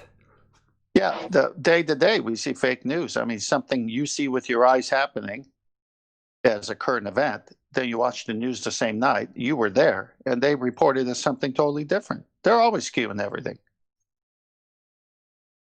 Yeah, I think everything gets thrown into that category of it might have just been bullshit. You know what I mean? Well, I have actually firsthand experience of news like that. Firsthand. If anybody wants to hear it. Yeah. When I was in the military, I was stationed up at Tonopah Test Range with the stealth program during the original Gulf War back in the day. And I was watching the local news. Now, this is local news. This is like the news there in Las Vegas, reporting on what was going on at Nellis and reporting on what we were doing. Okay. And I was listening. I knew what was going on because guess what? I'm in the middle of it. I'm hearing from the generals. I'm hearing from all the commanders what's going on, who's doing deploy, what's happening. We know what's going on. Now, we're locked down, so information can't get out, because we're locked down. But I'm watching the news, and I'm going like, they're only getting about 3% of this right. I think I figured it up.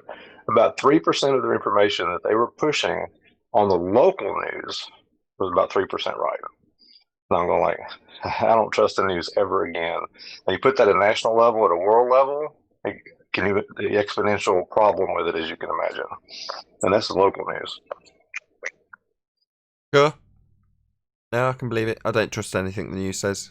I haven't watched mainstream news since I was 8. I literally have no time for it whatsoever. And there's a downside to that. I'm not exactly Mr. Current Affairs. Half the time I don't know what's going on. But I'm more than happy to not know what's going on, because what's going on is just what you're being told as a story.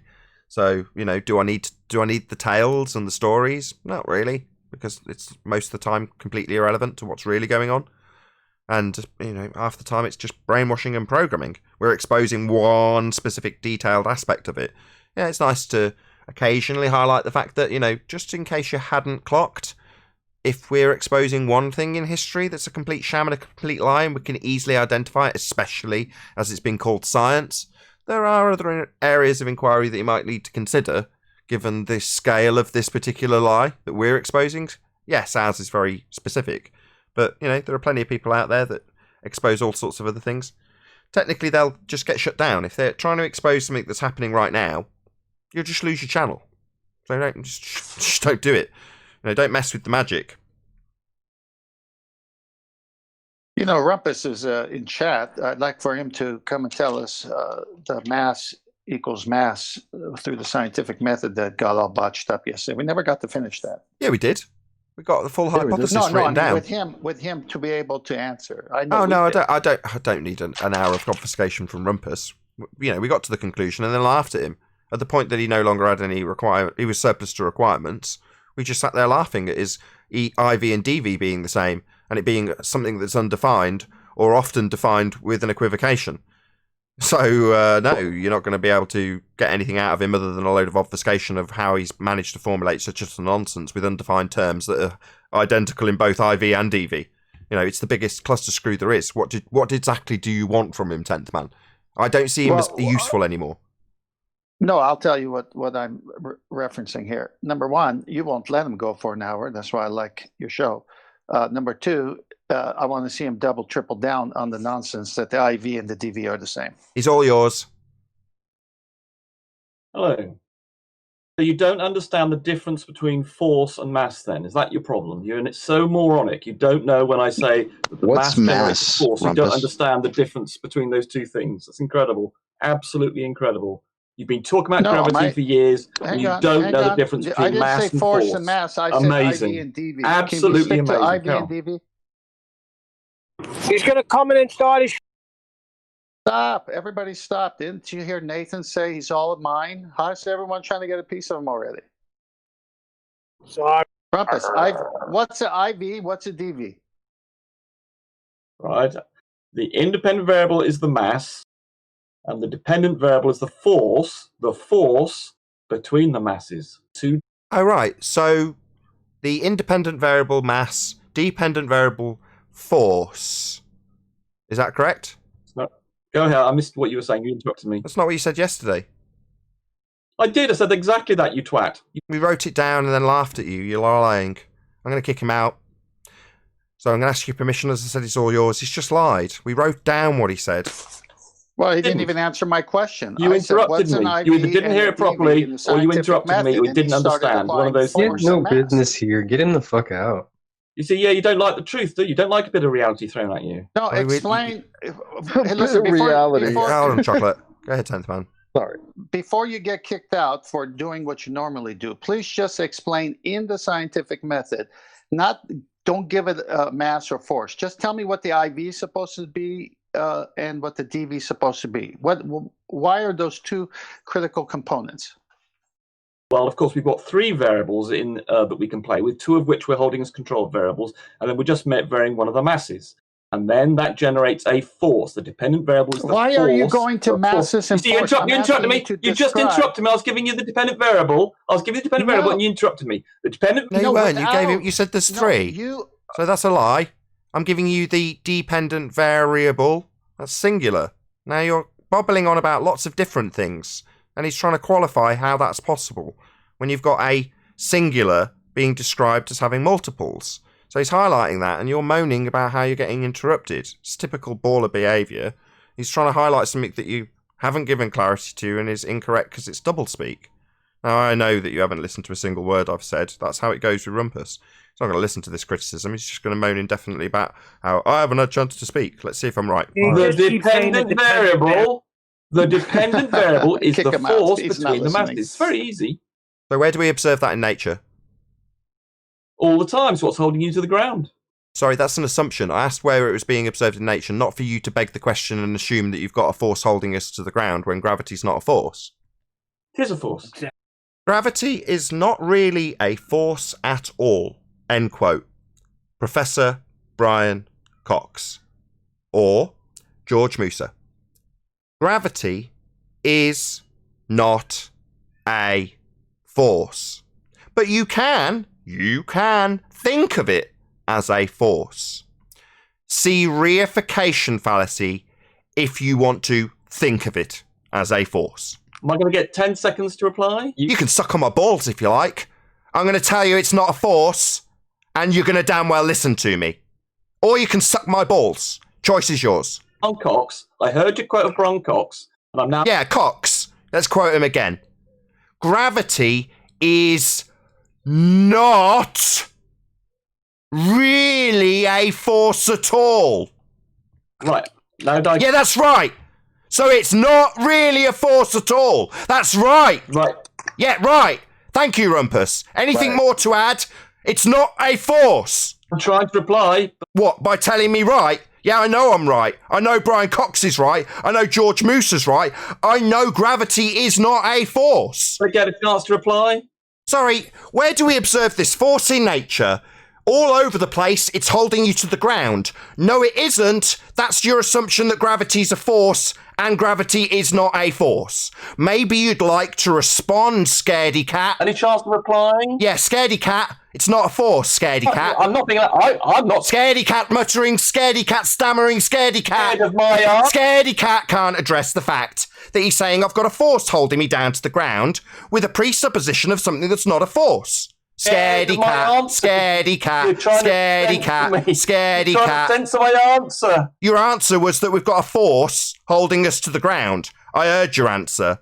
And then I pummeled it with a quote from Professor Brian Cox, making it explicitly clear that it is not a force. Now, you don't have to like it. I gave you your options earlier. Either you can accept that you're wrong, that it's not a force, you're not going to be observing it in nature, because bending pseudo-Ramonian force space is not a force. Not really a force at all, end quote, Brian Cox. Or, George Musa, gravity is not a force. So no, I've pummeled you, but you want to moan about how you haven't had a chance to explain. I've heard you and pummeled you.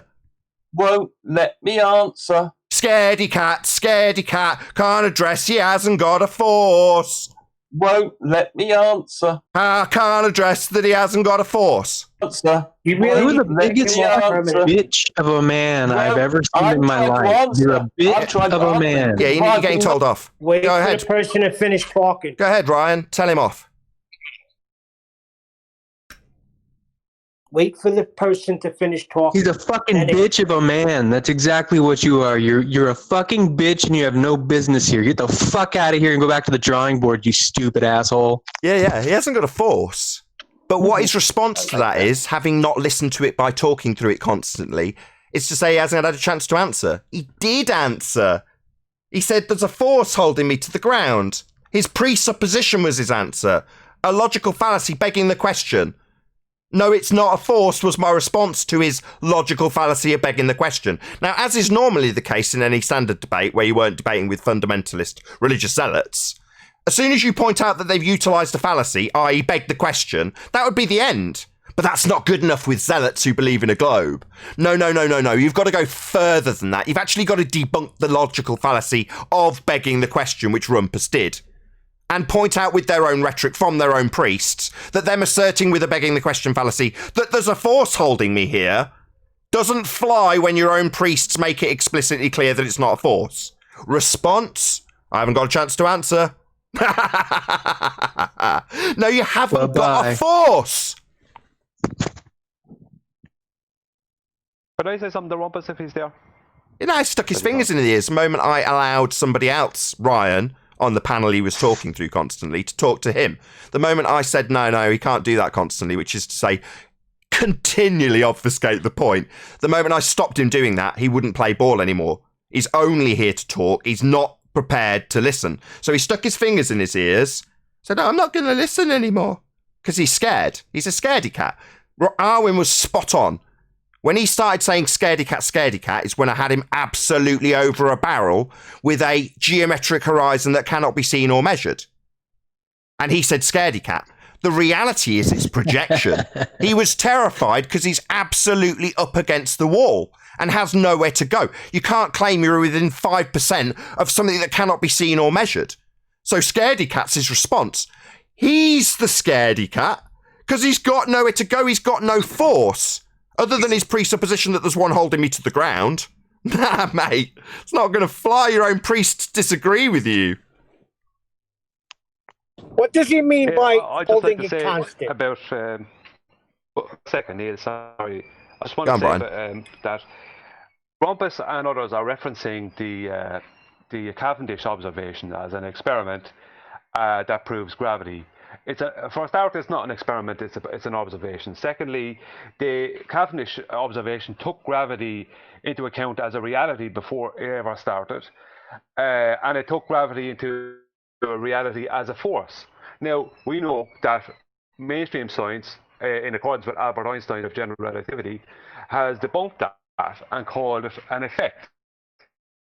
So, referencing that as a proof of gravity is completely pointless, as it's referenced in that observation as a force, and it's taken as a reality without any proof. So, I mean, the whole thing is pointless. From basically what I'm saying is, Rumpus, you don't have a good argument. Yeah. Brian, as you saw, I asked him. No, it's all right. You're fine. I'm just saying that when I asked him those questions about the dependent variable and the independent variable, I wanted him to explain in the scientific method what each one's supposed to be. He went on and put the word force and gravity in it as if he's pushing that already. And I just wanted him, for the audience sake, to tell us if he even understood what a dependent variable was. So he should have said a naturally observed phenomenon.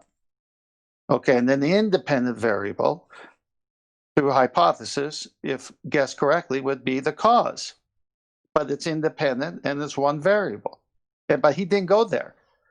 He wanted to push his gravity and force. I just wanted him to set the rules before he brought in his pseudoscience. That's correct. His natural phenomena is observed in the Cavendish experiment. In other words, there is no natural phenomena of mass attracting mass. They observed this claimed phenomena within the apparatus, in the experiment.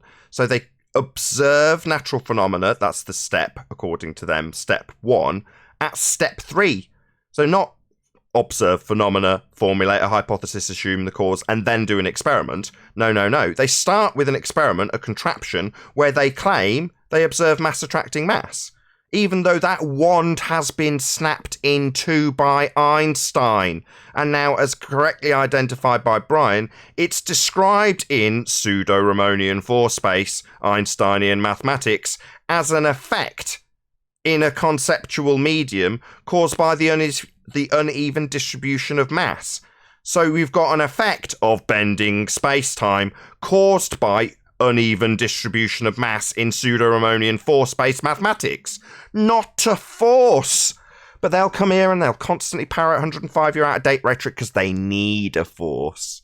And if they can't get away with begging the question, they'll rumpus the crap out of the end of the live show. But with that, I'll say a huge, massive, enormous thank you to both Discord and G Plus panels for making today's live show possible. If you are watching this on either Nathan Oakley 1980 or Nathan Oakley premiering streams, then stay tuned as there will be an after show to follow. I've been Nathan Oakley, and I'll see you all in the next video.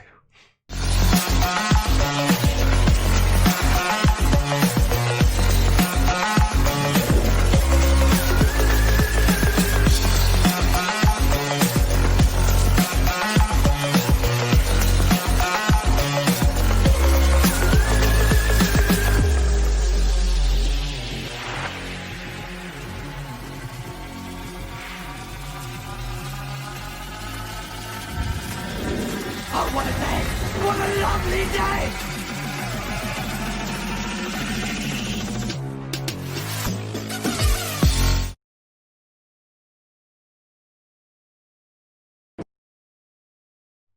Oh, what a lovely day. Was there even mass attracting mass in the Cavendish? Or you? Yes, Neil, yes. There was. No. You can't What's even mass? do. You can't even do it now. There's no such thing as mass attracting mass, Cheeky. Exactly. You can't even freaking do it now. You're telling me they did it with huge balls and a. Send me some of hell the outta balls, here. I'll do it. Listen to what you say. Listen to what you actually believe. You're correct. You're correct. Neil. It's unbelievable. It was It's unbelievable that Get these 'em, fucking Neil, get people 'em. can hold on to this for as long as they do. They're absolutely I don't understand. asinine. Some of the shit that comes out of your mouth, Cheeky, it makes me want to puke. Who's this guy? I like this guy. I like this guy too. Yes. I like to Hey, be told Nathan. off from. Hey, Sleepy Warrior. Hey, Adam. Hey, what's Nathan, up, you, fellas? you know that guy that was on Fight the Flat Earth recently, Tony Purcell, the seismologist? Yes. Shalom. You know how we pin certain topics on certain people, like Conspiracy Cats has always got gas pressure without a container pinned against him forever? Yes. I found out what Tony Purcell's weak link is already, is kryptonite. I had an hour-long conversation with him today. Basically, he claimed, I asked him what was his PhD in, and he said it was something to do with the melting of ice caps over the glaciers and stuff like that, which, you know, it's theoretical physics. It's not really physics. But I expected his undergrad to be in physics. So when I asked him what his undergrad was in, it was in maths. Now, bearing in mind that Fight the Flat Earth used his physics degree against me because he said, well, you haven't got a physics degree and I have. This means that this guy's not even got a physics degree, but that means Fight the Flat Earth outranks him if we're going to apply Fight the Flat Earth thing. But when we started talking about his job and his perspective of gravity in the context of Einstein and Newton and all the nonsense that we have, basically, I got him cornered because obviously science requires observation and experiment, not just observation. Because he said that observational science is our science, and I said they're not. They need experiment, and that's why yours is application of technology, and it's not actually science, even though you think it is. He got really, really offended and defensive, and he ended up rage quitting. So PhD Tony or Anthony Purcell, basically his kryptonite is pointing out that you need experiment in science. If you've not got experiment, you're not doing science. You're doing a field of study or you're doing technology or anything. But he doesn't like being pointed out that he's not a scientist. So, but remember, if you ever run into him, he doesn't like the lack of experiment in his observation skills because he wants everyone to believe that he's a scientist. Yeah, that's the same conclusion we came to yesterday when we spoke. They're going to lose their power. Their power is to use the word science to assert their authority. And as soon as you point out that they're not scientists, they don't have this word that suggests that what they say is empirically true. So they lose all power. Correct. So he rage quit with me this morning. I'm not sure whether or not I'll release it because I'm not sure whether or not it's good for him. It's terrible for him because he lost his shit with me like he did with Spurs. And I had to say to him in the end, the final thing I said to him was, I've listened to you give so much diatribe right now. You will sit there and you will listen to me respond with 2 points against you. And he listened to the first one, and then he left, and I finished off the second one even though he wasn't there for the purpose of the video. But he didn't like being told that he wasn't. He was being schooled again. He doesn't like being told that he's not a scientist. No, he likes telling people. Authority. Exactly, he likes to be the one telling people what's what. He doesn't want you telling him. He's only here to relinquish you of any chance of relinquishing him of his authority to tell people what's what. So no, he definitely doesn't want you schooling him. He wants to be schooling you. Correct. Here's a question, Anthony. Is he a teacher, a professor? Did you say that? He's a PhD in something like glacial melting patterns of the ice caps or something along them lines. Don't quote me exactly. It's something to do with the North Pole, South Pole regions. So it's theoretical physics, right? And I pointed that out. I said, that's not science. Wait a minute. That's not my. I have a question specific. does he work in the field, or is he a teacher of this? No, he's a seismologist. He works in the field with gravimeters, detecting mineral deposits in and around areas for, like iron ore or whatever. I'm not sure what he looks for, but he looks for certain mineral deposits. Well, wait a minute. Didn't you say though earlier that he actually said, "I have my students go look for XYZ these spheres"? Yes, he did. Didn't you say that? Yeah. So he's a teacher. He's a teacher. Which means I'm not sure. Yeah, I think you can interpret it either way. I believe he works in the field, but he could well be a teacher as well of some kind. Okay. Well, here's the thing: when students question the teacher on their knowledge, they get triggered. So he's treating you as a student. You're the student. He's the teacher. If his students started doing what you're doing, he would do to them what he did to you. Well, he didn't like it when, because I pointed out it didn't have experiments and therefore didn't satisfy, because I had the definition of pseudoscience on screen. I said, if it doesn't have, in the scientific method, if you don't comply with it, it's not science, it's pseudoscience, especially when you have a mistaken belief. And when I pointed that out, he went apeshit. He started shouting like he did with Spurs. So I had to tell him to calm down. I said, words have got meaning, let's apply them. And he just doesn't like it. So Tony Purcell is a wannabe scientist that doesn't like being told that he's not one. That's funny that he got triggered, because if he actually had real science, he would just give it to you and that would be it. George Musa, as good or bad as he may be, he is the example that we cite for a well-behaved person disagreeing. That's the way to disagree. Tony Purcell was basically like Nathan on a bad day. He was very aggressive, unnecessarily curt, rude, all the bad things. And it was because I said to him that that's not science, that's technology, that's design, that's implementation or whatever, but it's not science because there's no experiment, and he will not accept it. So just remember it as and when you see him. I had a thing with him the same night as Spurs. After Spurs, Bev came on, and while Bev was on, him and that other guy, Team Skeptic, started spewing this nonsense to Bev about diverging zenith angles. So I asked Fight the Flat out if I could join, and Craig left me join. And I started pointing out what a Cartesian coordinate system was, and how it always references a flat earth and a flat motionless plane. And I didn't even get that far. For a start, when I started questioning him and that guy, Team Skeptic, about what system they were using, they didn't even understand. There was only 2 or 3 answers they could have given me. They didn't understand what I was talking about until I said it, and then until I said it was the ITRF maybe system, and that they were speaking about in this thing they were speaking about from the 70s. And your man, Anthony Purcell, started getting really triggered. And then when I started speaking about Cartesian coordinates, he came in the middle. Before I even finished talking, I wasn't only a third way through what I was trying to say. And he screamed, "That's bollocks." Sorry for the language, but this is what he screamed. "That's bollocks." And he shouted me down. And of course, Fight the Flat Out left it happen, and he wouldn't leave me speak. So me and Bev said, "Okay, you explain to us then what a Cartesian coordinate system is then." And he wasn't able to do it. He gave the vaguest description of a Cartesian coordinates system you could give. He didn't know what he was talking about. And I said, "You don't know what you're talking about. You don't even know what one is." And you stopped me in the middle of what I was saying and shouted that I was talking bollocks. On a live hangout. But I had the definition of the requirement for experiments on screen. I just picked the University of Rochester one, the one that John uses a lot, and he said that's bullshit. So when he finished his diatribe, and it went on for a few minutes, I said to him, you said that this was bullshit, right? I said, what I want you to do, I want you to write to the University of Rochester, write to specifically this guy, because he'd emailed me it, and I said I wanted to tell him that what he's done is wrong, and ask him to correct it and see if he can get it corrected, because you're not going to do it. And he left after that. But the point is, when he was challenged, because he just flippantly dismissed it, even though it was on screen.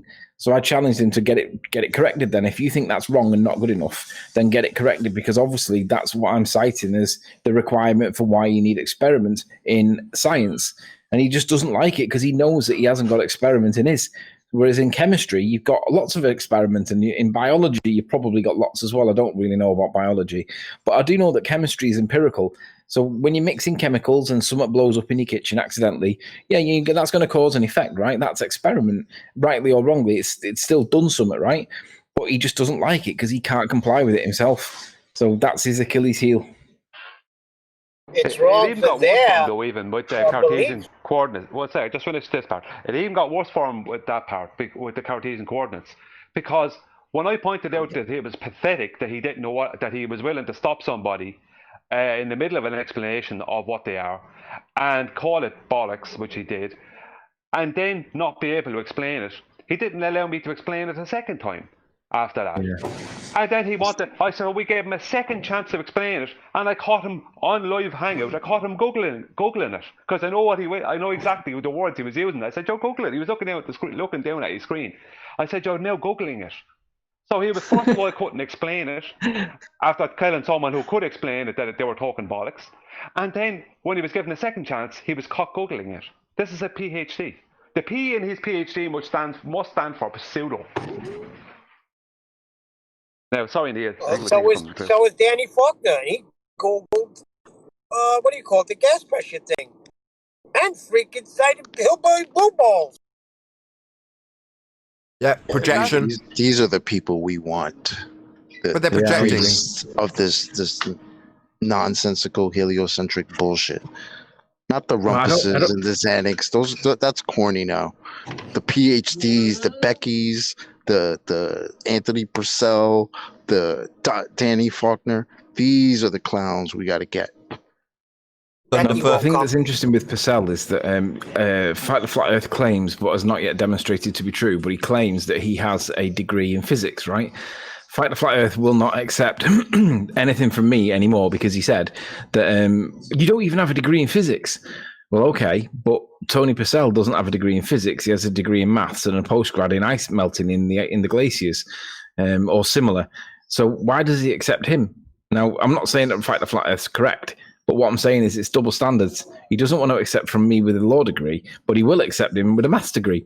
It's like, hello, it's not maths, it's not physics, is it? Surely you should be pointing out this error in his self-proclaimed righteous state of being a PhD when it's only a PhD in melting ice in the glaciers. So nothing to do with the topic, really. Oh, so you didn't have your ice melter's degree, so therefore you weren't qualified. Copy that. Yeah, he accepts it from a maths degree, but he doesn't accept it from a legal perspective. Yet I outqualify him in the academics anyway. Now, not that I'm playing the card, but he can't reject me, but accept Purcell when he has a maths degree. It's like, it's nonsense. A degree in an abstraction. That's yeah, abstract. Yeah, that's exactly what it is. That's awesome. Where do I get a job like that? So bottom line, his moan is, oh, but I liked calling what I do science. People were more likely to believe what I said. Yep. They're not used to this. That's what it is. That's exactly what it is. People are questioning us. How dare you question us? We have the authority. Yeah. Not anymore. The other thing he said was, and I'm going to have to go back and double check this, but I need to check the context or the prose in which he said it. But he said, it doesn't matter what you think. No one cares what you think. We do what we do. Or this is paraphrasing. We do what we do, and there's nothing you can do to stop us or something like that. And I got the feeling he was saying that we know that we're doing stuff that's wrong, but you can't stop it. That's how I got the feeling. I'm gonna have to go back and double check it. But yeah, I got the feeling he was trying to like say, nah, nothing you can do. We know that it's basically being totally dishonest. Anthony, I didn't know PhDs were that readily available. I've been melting ice all my life. Yeah. So except your degree, your degree should arrive in the mail soon. Yeah, I enjoyed melting ice. I mean, I'm not saying that flippantly to be disrespectful to the guy. What I'm saying is that it's not relevant to the topic. Yet he's cited by Fight the Flat Earth as some kind of fucking guru. Well, if he doesn't accept my my legal degree, then he can't accept his. Oh, that's his favorite person now. Didn't you hear him say that? Yeah, that is his favorite person. And hillbilly blue balls. But why would he even appeal to the guy? He apparently had to help the guy during the debate with Spurs. So why was Fight the Flat Earth even there? Well, they're not sharp, are they, when they first come into it? Hold on. You know where he had to help him? Where Fight the Flat Earth had to intervene was at the point that Spurs started asking about his independent variable. In other words, the bit that would expose him as a pretender clown, fraud, pseudo-scientist was where Fight the Flat Earth stepped in. Yeah, and there was something else that Fight the Flat Earth did as well. They had an argument over 500 quid. No one really should get involved with the money. It doesn't achieve anything, but they had an argument over 500 quid, and Spurs was challenged to demonstrate that the surface of water was absolutely flat. So he brought up a citation of somebody that was melting glass or making glass or doing something with glass. And the narrator of the video said that they do it on the surface of water because, and then his words were, the surface of water is absolutely flat and parallel. Now, flat and parallel can't be parallel to a curved surface because that wouldn't be flat. But because he said absolutely flat, Spurs was all over it. Now, what Fight the Flat Earth said was, yeah, but just because he said that doesn't mean he means the way you interpret it to mean. He said he could mean it in any other way, in the other way. Yeah, so then what Fight the Flat Earth did was he dubbed his own voice over the top of it, saying it conforms to the shape of the Earth. And Spurs was listening, saying, hang on a minute, that's not what it says. And he said, you've done that. You've just put your own words in there. And basically, Spurs said you did that deceit to try and deceive. And he says, no, I wasn't trying to deceive. I was just making the point that I could put my words over the top of it and then totally it would be okay. And then there you go, I've said it. But it's like, it's dodgy. It's dodgy. You need to listen to it on, it's 2 hours into Teen Skeptics Hangout last night. I mean, interpret yourself. Was it dishonest what he did or not? But it's very interesting that he's quite happy to put words over it. How easily can you queue it up or send me a link with a timestamp? It's go to Teen Skeptics like last hangout, and it's like literally 1 hour 59 minutes into it. Yeah, that's 3.5 minutes work. Have you got a link? I'll get you the link.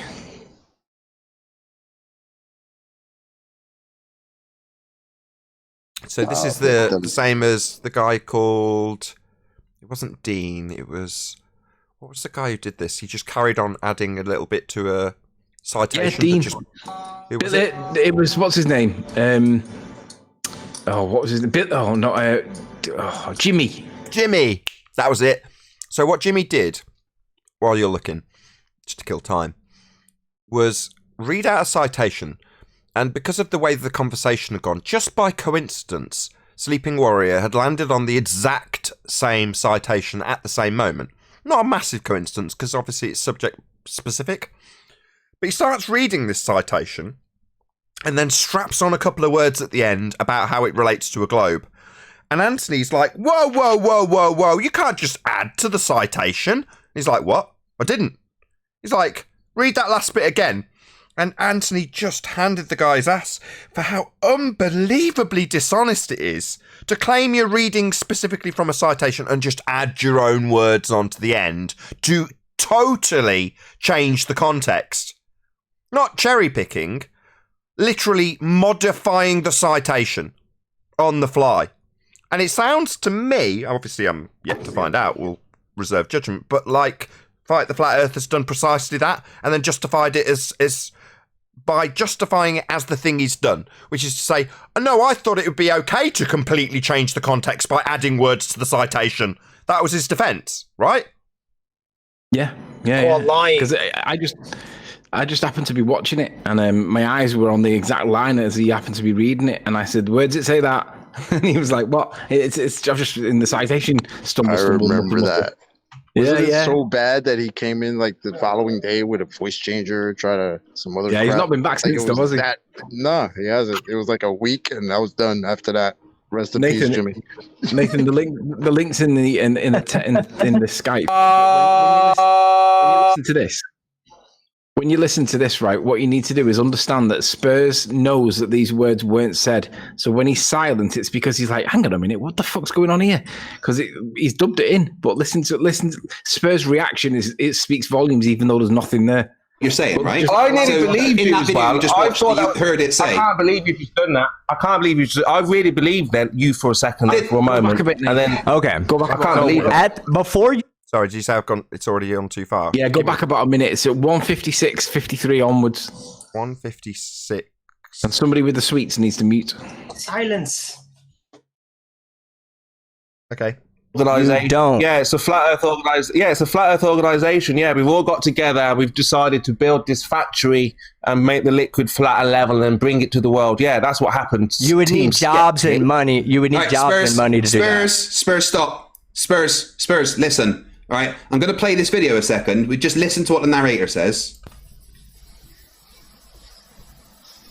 As they pour the glass, it follows the curvature of Earth. Oh, wow, they just said it on the video. Oh my God, did you hear that? Wow, you owe me $500, Spurs. You owe me $500. We can listen to it again if you want. I mean, I can rewind it and play it hold again. on. Yeah, Listen. please. I didn't hear it that well. Go ahead. It follows the curvature of Earth. Let me just do it once more. As they pour the glass, it follows the curvature That's of you, Earth. team. Oh, they said it on the video, Spurs. Oh my God! Look what's just happened. That was you, team. So just saying something is good enough. That's what you're saying, right? I nearly So believed in you that as video well. you just I watched, thought you heard it say. I can't believe you've just done that. I can't believe you. I really believed that you for a second, there, for a moment.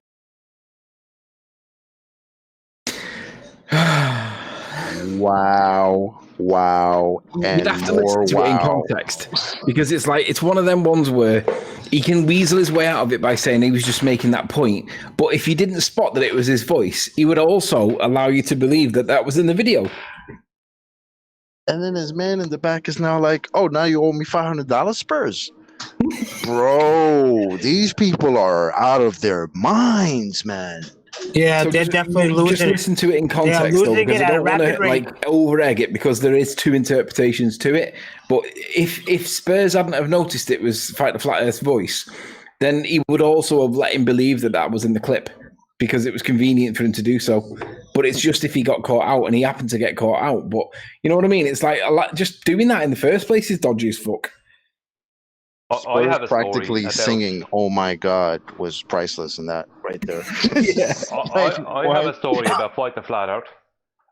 Do we When he was expect trying to anything debunk me different, some though? weeks ago on Jose's, that my parallel perspective thing that I show, the thing he was trying to debunk me, and he showed a picture of his level camera just for a second, and it was spot on level, spot on I think it was, from the Discord, spotted it and sent me the photograph, screenshot it and sent it to me, and I showed it on Jose's at my final comments, and people didn't want to deal with it. His camera was tilted down the way. He had just put levels on it. They were all over the place. Like he just said, "Oh, that's my camera leveled." He literally just tried to pass that off as a level camera. And because he just flashed it on the screen for a second, nobody saw it. But spot on, I didn't see it. I saw it for a second. I was in the middle of answering questions and stuff. I didn't see it. But it was sent to me in Master B by Bev. I actually have the photograph, the actual photograph that he called a level camera. So he's willing to do that. Yeah. What a disingenuous, dishonest piece of shit. Yeah. They're fighting to keep their power, do you go and back at this and listen? stage, they're going to have recognised, by the way that we expose them, that their power isn't seated in science. But they all babble on about science all day long when they're asserting their authority. Well, once they've recognised that they're pretender clown pseudoscientists, is it a big stretch to start literally deceiving their audience, editing videos, lying? No. Once you're in this far, that's it, right? And they call us Yeah, liars. just let me be clear. I'm not trying to say that he was deceitful on purpose. He might have been making the point that if you say it in the video, then that means that it's true. But my question is this: if Spurs wouldn't have spotted it was his voice, would he have allowed him to continue to believe, or would he have fessed up and said, "Hang on a minute, you were supposed to spot my voice"? That's the question. What do you think? I think he'd have allowed him to believe it. Yeah. Yeah, and then homie in the back would have tried to collect on $500 that was just shammed. And on the other hand, these people make me hold on. What was the actual point being made? Which is to say that something that runs parallel and is perfectly flat actually follows the curvature of the Earth. But yet here we are discussing the point. The point in question was whether or not liquids conform to the curvature of the Earth, or are they flat? Now, the narrator in that video said the reason why they make glass on the surface of water is because the surface of water, and his words were, is absolutely flat and parallel. Now, he didn't say curved. He said absolutely flat and parallel. So he emphasized the word absolutely. So in that context, it's like it's not curved. I think what he is actually doing there is he was being dishonest, but what he was actually doing was actually belittling or kind of character assassinating the actual original video. Like, I don't think for a moment he thought that what he did was going to pass as actual reality. I think he was making a joke to try and take the power away from the original video that Spore was presenting. That's what I think. Quite possibly. Basically, his argument was just because somebody said words doesn't prove anything. I can take a video and put words over it.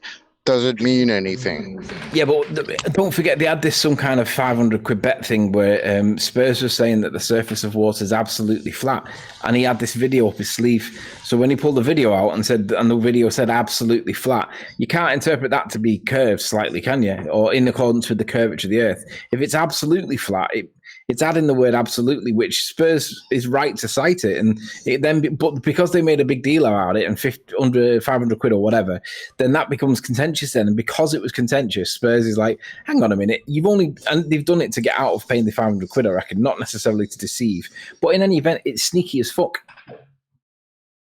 But his point is that, well, that they're just words. I can just add words. Well, no, because you change the context. So the way he added the words, he says, right, it conforms to the shape of the curved surface of Earth. Well, the point that's being made that he's strapped on his bullshit to the end of is that the reason they use it to make glass is because it's flat. So it has a useful property, and based on that property, I manufacture something. Now, he's not saying, because it follows the curvature of Earth, it has the useful property of being completely flat, and that's why I utilise it. That doesn't make any sense anymore. So no, it's not just words. He's giving his description of specifically why he uses water, and the specific reason when manufacturing glass is because it's flat. So not because it's following the curvature of the Earth. No, it's not just words, and changing them does entirely change the meaning of the example of why that water is being used by the person giving the example. Yeah, but the other interpretation is that he was doing it to get out of paying the 500 quid that they'd agreed to pay Spurs if he could produce citation that supported that water is absolutely flat, which he then did. So it's a bit ambiguous about which side you want to interpret it on. If you're on our side, it's very easy to go, oh yeah, you're a dirty scumbag. But if you try and be neutral, you've got to look at it and weigh it up yourself and see what you think. Were they being dishonest? And I think they actually were being dishonest because they were twisting the meaning of the words to get out of paying the money. Even if you take it as, well, my point was that I can change the words and therefore it means something. Well, okay, yeah, what you could do is take someone's quote, get your rubber and scrub out what they said and change the words entirely, and it completely alters the meaning. It also leaves the statement making no sense, though. So to say, well, it's justifiable because I'm proving that it's just words, well, yeah, but by changing those words, the example of something being manufactured makes no sense anymore. So no, it's more than just words, it's actually exempling something. Yeah. Right, and on top of that, it's not just words. The guy is talking about how he uses the water that's absolutely flat to make glass. So he practically uses it. Yeah. It's not just some guy on the street, oh, what do you think about that water? It's flat. The guy uses the flat water to make glass. Like, you should watch it last night. Spurs was on fire again with Team Skeptic and Fight the Flat Earth. In fact, the Flat Earth claims victory as well as against me, even though it wasn't really a win or lose. It was like more a thing of like arguing over the definitions. It was more semantic than anything, but he still claimed victory anyway. But it's Spurs was on fire. He did really well again. The bottom line is Spurs is owed $500 euros or pounds or whatever. That's the question. Is he $500 better off or not? You should go and listen to it and see what you think. It's just before the 2-hour mark on Teen Skeptic's latest hangout. Yeah, gambling is the devil. No, where is the original? Where is the original video? Let us see it. We'll tell you who owes. You'd have to look. Yeah, I was just about to say. You're going to be the referee, Shaky? Who cares? Look, I'm not going to discuss this. The whole No, gambling Neil. aspect is just pie in the sky words, bravado amongst men that are in this arena for some reason. I've never seen anybody get paid ever, and nobody ever will either. So let's not spend the next 2 days discussing about the whys and wherefores of this bet, because who cares?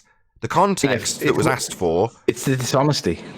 Yeah, that I'm happy to focus on, but the bet, no. Sure. Yeah, forget about the bet. It's just the dishonesty bit. Were they being weasels, or were they just simply making the point that just because someone says something, it doesn't mean it's actually true? Well, he says that he uses it to make glass. If it wasn't true, he'd be producing lenses, not panes of glass. Right. Chikey, doesn't all of this make you sick? Hearing what your fellow ballers, what they're like? Such liars? I'm asking for the evidence. I didn't get them yet. Oh, right. I'm asking for evidence of a globe. I didn't get any either, Chikey. Oh, you get them every day. Just choose not to accept them. Choose to not accept what, Chikey? Your just Any so story? evidence? Name one piece of evidence you've got for a globe.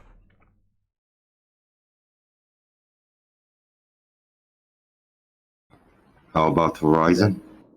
The horizon that's not geometric, not a sphere edge, can't be measured as an R-value deriving entity that's physical. That horizon. That doesn't prove you've got a globe. In fact, it debunks it, because the assertion that the horizon is geometric and physical, blocking boats and buildings, has been debunked by the Black Swan. That's definitely not a globe proof. In fact, we utilise the horizon to debunk R. Do you want to try again? Did I say geometric? Well, your bloody religion's based on geometry, so I'd hope so. No. No, what? Your religion's not based on geometry and an R value of 3959. Welcome to Flat Earth. You did say horizon, right, Chucky? You said just horizon? I have said Chucky. horizon. Just a horizon, right? Is a horizon if you don't see it?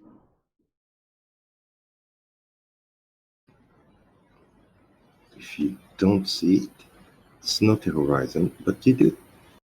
Thank you. But you can think You don't like a see horizon. your geometric horizon then, right? So your geometric horizon's not a horizon. I don't know what geometric horizon is. But can I have a that's pretty citation, bad. please? It's a tangent point. You've been coming here how long? No. Tangent point is tangent point. What is geometric horizon? Tangent point in your model. Come on, Shai. Geometric horizon, you say I want citation. Yeah, Mick West. Go ahead, check it out. Calculator. It's got the word horizon with a little X at the tangent point in your geometry, aka a geometric Earth curve edge horizon. Can I make definition for geometrical horizon? No, I need citation. A citation? Do you need? I have citation. No, I can say it. Don't care what you. I don't care what you say, Jackie. And I don't care what you say. And I don't care even more. I don't care even more than you don't care. +1 I don't times care infinity. the most. Jackie, we don't care what you will say now. Could any of you hear me? No, we couldn't actually, are we? No. Hey, we don't care. I care. I want to hear Arwin. I'm kidding. Yeah, I've been trying to talk for like 10 minutes. We couldn't hear you. You gotta obviously we unmute couldn't first, hear you, Arwin. That's how that works. I wasn't muted. You can think. Arvin, are you care? Go on, despite everything. What do I care? Arvin, if I do you care. understand the concept of a geometrical horizon, which is part of geometry? He just said he doesn't even know what it is. Right. It might be a language thing, though. A geometric horizon is a horizon in geometry.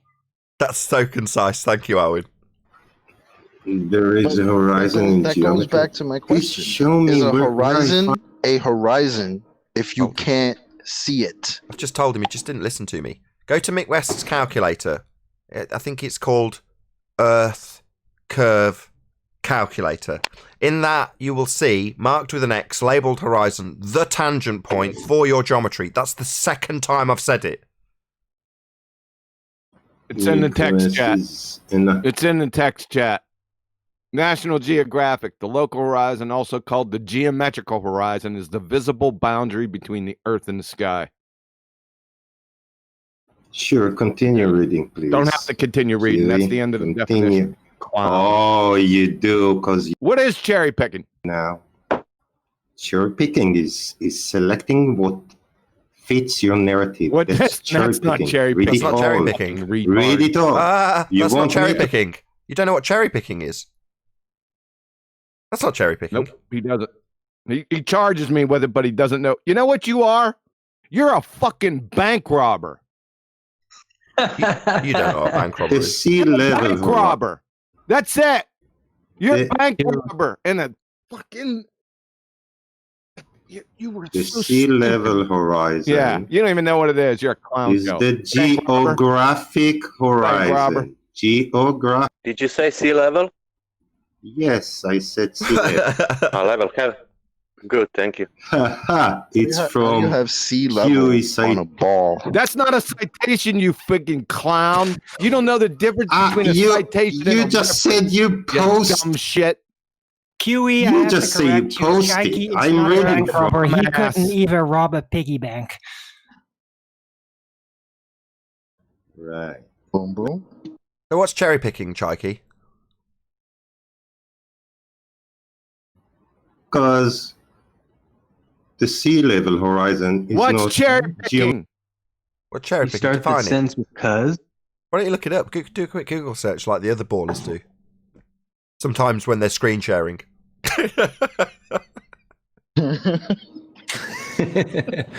There's nothing wrong with doing a quick search if you don't know, but you're just better off saying, tell me.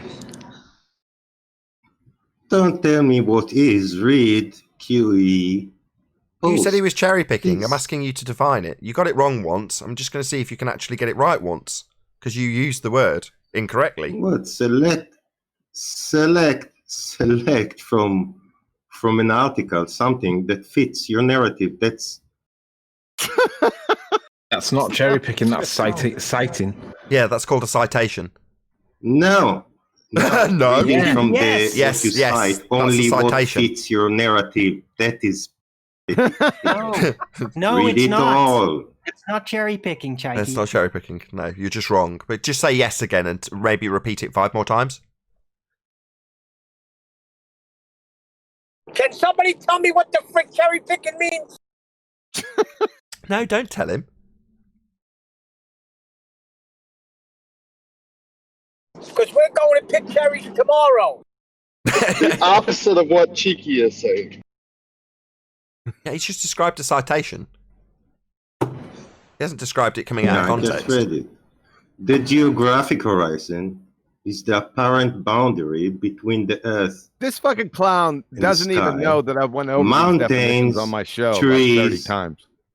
And You fucking other moron. elevated You're an idiot. features are not considered That's a geographic part horizon. of the That's not the geographic. geometric horizon. Right. You have to find... Shut up! You have to find somewhere in that reference where it says the geometric horizon is something different than the geometric horizon it defined up top. Good luck. It'd be easier sprouting broccoli from your armpits, you fucking idiot. You need to lay off the Prozac there, fucking Chaiki. Cheeky, you really are going off the deep end, man. I still want to know what cherry picking means. Says the local horizon may include trees, buildings, Listen and to mountains. this fucking idiot. What is cherry picking, Chaiki? I think he's heard it. I think he's a baller say it, and he thinks it means that you win an argument. If you Read if you it, claim please. He's Someone trying to else. walk Maybe away. I don't. Slipping away. My Google question search would it, be, Chaiki. what would be the problem of picking a citation that backs your argument? Yeah. So, what's your metric about trees? No. What's geometric about trees? Are you But, Yeah. freaking What insane? geometry are Bro, We're not talking No, about you actual bring fruit, geometric Chikey. horizon, and I. So Do much. we have one? Talking about cherries. Let's just end this. Do we have one, Chikey? Chikey, do we have one? I got debunked by my own citation. Oh, it's not citation. Sorry. Do we have one, Chikey? A geometric horizon? What?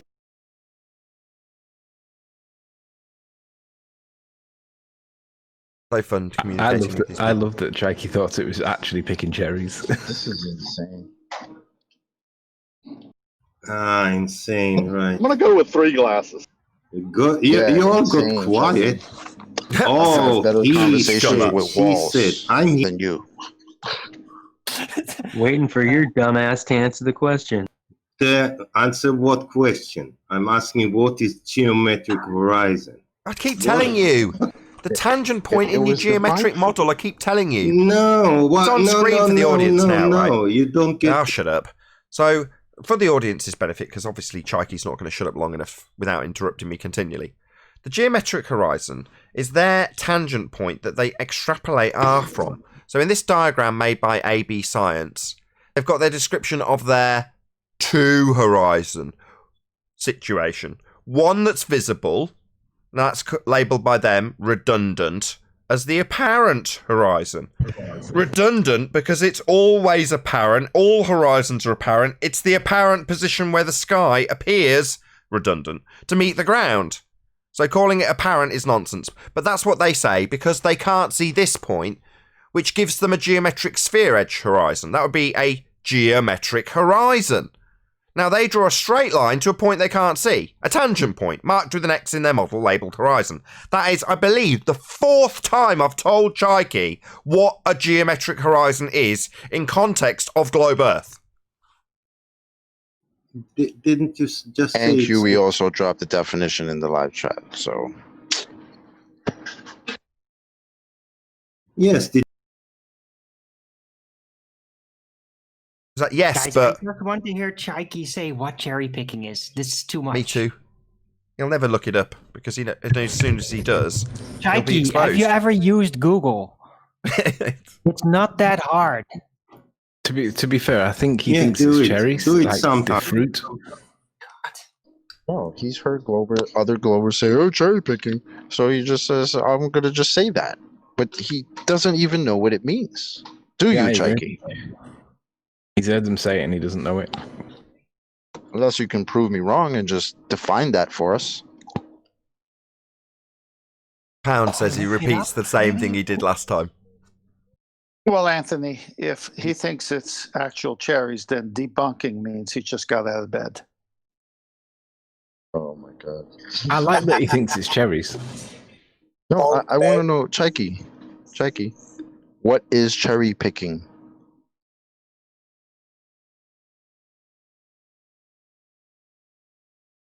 In a debating contest. Go on, read. I Google it. Oh, cool. Let's hear it.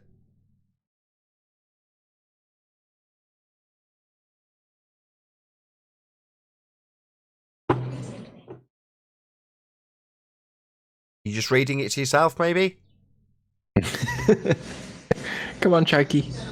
Well, that's good. Maybe take a minute, read it, try to understand it, and now tell us all how that applies to what you're talking about. Once you finish reading it, address let the him whole get class. it out first. Let's see what he gets. Come on, let's give him some encouragement. Oh. I believe in you, Chikey. I believe in you too, Chikey. Don't be embarrassed standing up in You front of the can class. do it. You can do it. I think you're full of shit. Damn it! Yeah, Well, I what do believe you in you, want? chocolate. Chocolate, Chikey.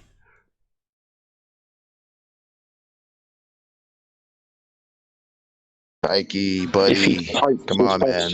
Come on, give him some time. Give him some time. I'm holding the show open for him to read out the definition of cherry picking.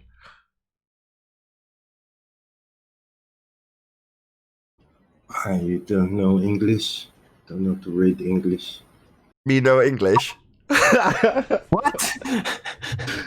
He just got the language card. Oh, that's just Did the you only say he defense can't he's read got. English? No, he's pulled the language card. What? Saying I don't know English. In English. Cherry picking, suppressing evidence, or the fallacy of incomplete evidence is the act of pointing to. Well, it's hard for me to read. I can see Individual. cases I'll help or you out. data that seems to confirm a particular position while ignoring significant portion of related and similar cases or data that may contradict that position. Get it? Awesome. So it's not just citing; So it's that leaving out was cherry specific picking. parts. Well done. The very definition of cherry. Reading one line from your citation. One line. No. Yeah, and no, there's more to it. You just read it out and ignoring the next part of the same line that was completely contrasting and changing that one particular section. It's leaving out critical Yeah, so I context read that it would all. change the whole thing. Exactly, Arwin. Leaving out the critical context that might follow. So was there something completely contradictory that was left? I asked you not to. I asked you not to and read everything in that. Sorry, that's not. So you think that you need to read the entire reference when you cite something? Oh, yes. No, that's not how it works. Indeed. And I'll explain why. Indeed. I'll explain Oh, that's not how why. it works. And Hello? now you will define cherry picking also. You just defined it quite admirably. And not Oh, what God. Verbal science is, He's but managed to cherry read a picking. fucking You will definition. Now he won't shut up. So you've managed to babble your way No, through I reading something won't, very Nathan. poorly, and now you won't shut up. Shut up! We heard you read badly. Now shut up. You're pummeled. You're pummeled. All you did was read cherry picking. Now we're trying to establish in the definition of horizon, was there something completely contradictory in the next breath of the statement that said actually geometric horizon is actually not geometric, there's two? Does it do that? Let's do that. You said geometric horizon. So does the definition have a completely contrasting point to make it cherry picking or not? You said the tangent. Don't tell me what I said. The definition made it clear that there's got to be a contrasting point that's being ignored to make it cherry picking. Now, does this horizon definition have an entirely contrasting point that's been ignored by Quantum Eraser to make it meet the definition of cherry picking as read by you?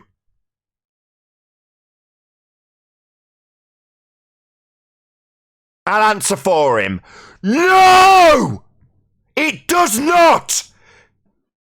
You don't know what cherry picking is, and you're going to read it out badly and claim because you can read that somehow you got victory? No! What he did not meet the definition of cherry picking.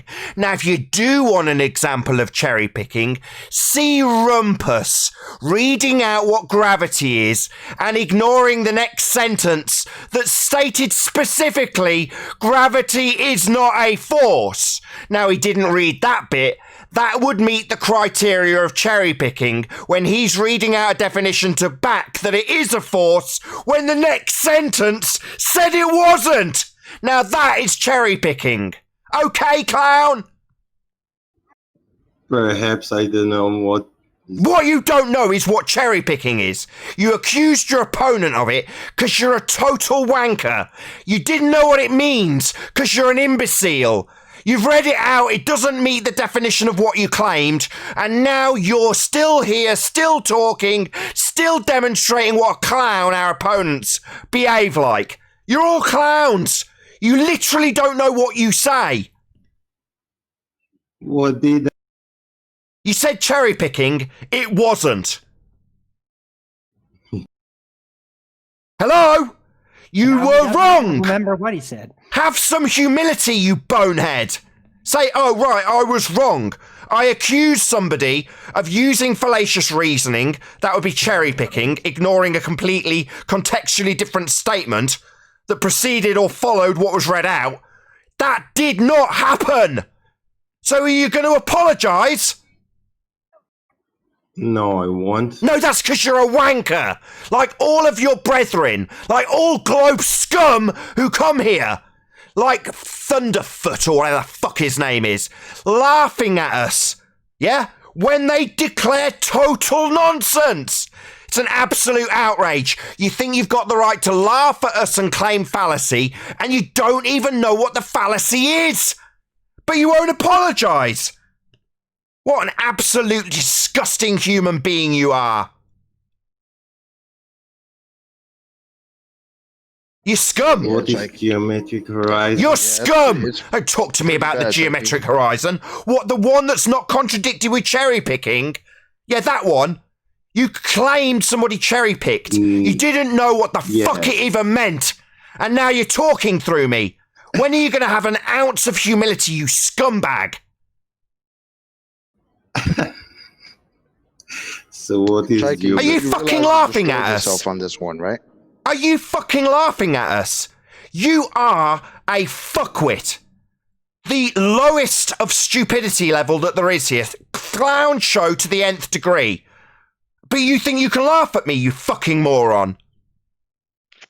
You should be thanking us for teaching you something. Teaching you how fucking stupid you are. You unbelievable wanker. Yet you laugh because you fear us. That's why you laugh. You haven't got the vaguest clue what you talk about. We have to drag you around by your short hairs and explain how wrong you are, and your reaction is to laugh. You pathetic little weasel. Go ahead. Go. I'm telling you off, you stupid prick. Show me how Yeah, I'm telling you off. I'm a flat earther telling a retard clown, globehead, off. You listening, Thunderfoot? This is what you'd get. You'd have me, the flat earther, telling you off and you laughing while I berate you for your unbelievable stupidity. Like this dumb fuck. Claims cherry picking, like you claimed balls of solid were gas. Yeah, you'd have me, the flat earther, tearing a strip off your dumbass, like I'm tearing a strip off Chikey's dumbass. You're a retard, Chikey. You're having your ass handed to you for your stupidity and your misapprehensions about what cherry picking was. Do you understand? Do you know where you are? No, I don't. No, you're fucking right, you don't know where you are. You're on Flat Earth Debate being told what's what by Flat Earthers. The people in authority here are not you globehead retards. It's us. And you're going to damn well know about it. And I am going to be the one to tell you, clowns. It doesn't matter if it's you, George Musa, Neil deGrasse Tyson, or this clown Thunderfoot. I will tear a strip off you and expose you. Then I'll tell you off. And you'll damn well sit there and take it from the Flat Earthers. Expose me then. You do it exposed yourself actually. just fine, Chikey. Chikey, you exposed yourself. You used the word, couldn't How? even understand what it meant. Please After explain. reading the definition, Please still explain don't to me understand. how. Don't tell me the word. I'll tell you. You're fucking right, I'll tell you. I'll sit your ass down like a little child and I'll tell you what's what. I'll give you practical examples. I'll give you demonstrations that highlight the lack of science. I'll tell you. And damn well listen, you will. Yeah, stutter for me, bitch. I'm telling you. I'm telling all of you globehead fuckwits. Telling you. Not asking. Not requesting permission. Telling you. And you're gonna damn well like it. Tenderfoot, where are you? Yeah, Thunderfoot, I'm gonna make you my bitch, you fraud clown. Yeah, I'm going to set out to make it my personal responsibility to get a snivelling retraction like you got from that clown who put in a fake DMCA claim against you and you've got on your channel snivelling like a bitch. I'm going to make it my personal task to make Thunderfoot snivel like a bitch like that guy he humiliated. for his fake DMCA claim. I'm going to have Thunderfoot snivelling like that little bitch. For how fucking wrong he is and how unbelievable stupidity he spouted to his audience of almost 100,000 people. How he doesn't understand intermolecular bonds.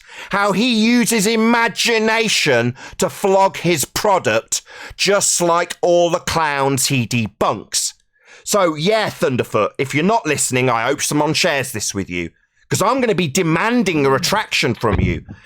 Demanding a snivelling apology for how fucking wrong you were and how big a clown you were to declare that gas behaves like solids. That'll be me, a flat earther, demanding that Thunderfoot corrects his errors and his fraud and his lies about how things behave so he can sell you his religious belief in gravity to get around a second law of thermodynamics violation, sky vacuum. Well, Thunderfoot, you will be on your knees apologising like that snivelling little fuck that put in a fake DMCA claim. You will be him.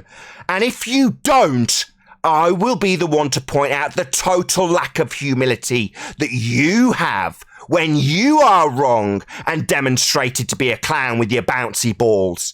And we will laugh at how bouncy balls aren't gas. We'll laugh at you. Until you get on your knees, like the snivelling fuck lying fraud you are, and apologise for your errors, your lies, or, let's not be unfair, your potential complete abject stupidity. Either way, you're going to be correcting how fucking wrong you are. And I'm going to be the one demanding it from here on out, Thunderfoot. So laugh while you still can, clown show, with your gas bouncy balls.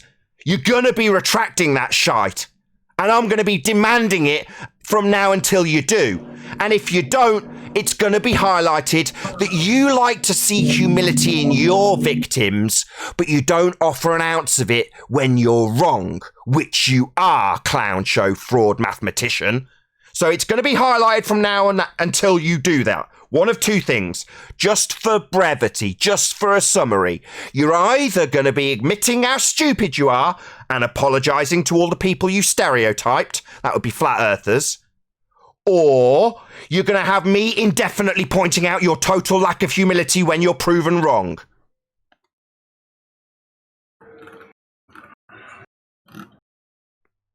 Tenderfoot. Come on, Tenderfoot.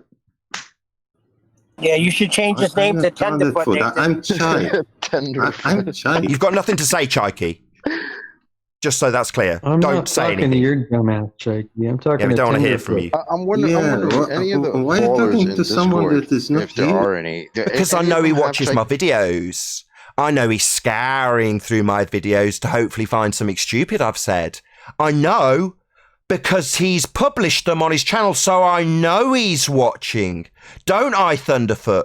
I happen to stumble across your clown ass, but you're definitely hunting your way through my videos now, aren't you, mate? And yeah, you'll find stuff about you being a clown and a pseudoscientist and a pretender who uses maths. And I'll also point out that gas behaviour is definitely not analogous to solid behaviour. I'll be pointing that out until you correct your error. Because he's listening, Chaiki, that's why. I see. Well, he was right, actually. Oh, he was right. Oh, my bad. I just needed Chaiki to point it out.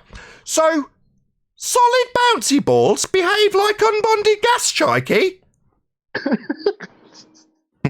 No. Yo, your fuckwit guru, Thunderfoot, is going to have his ass handed to him indefinitely until he retracts his complete fucking horseshit that bouncy balls, solid, bonded, bouncy balls, behave like fucking unbonded gas. I will call him what he is, a complete moron. That's what he is, Chaiki. He's stupid. That's Thunderfoot.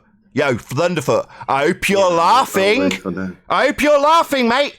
This is a flat earther telling you how stupid you are, with your own words of stupidity to sell your religious faith. Your gas isn't like solid bouncy balls, moron. How'd you like those apples? How do my balls taste? Do they taste like gas?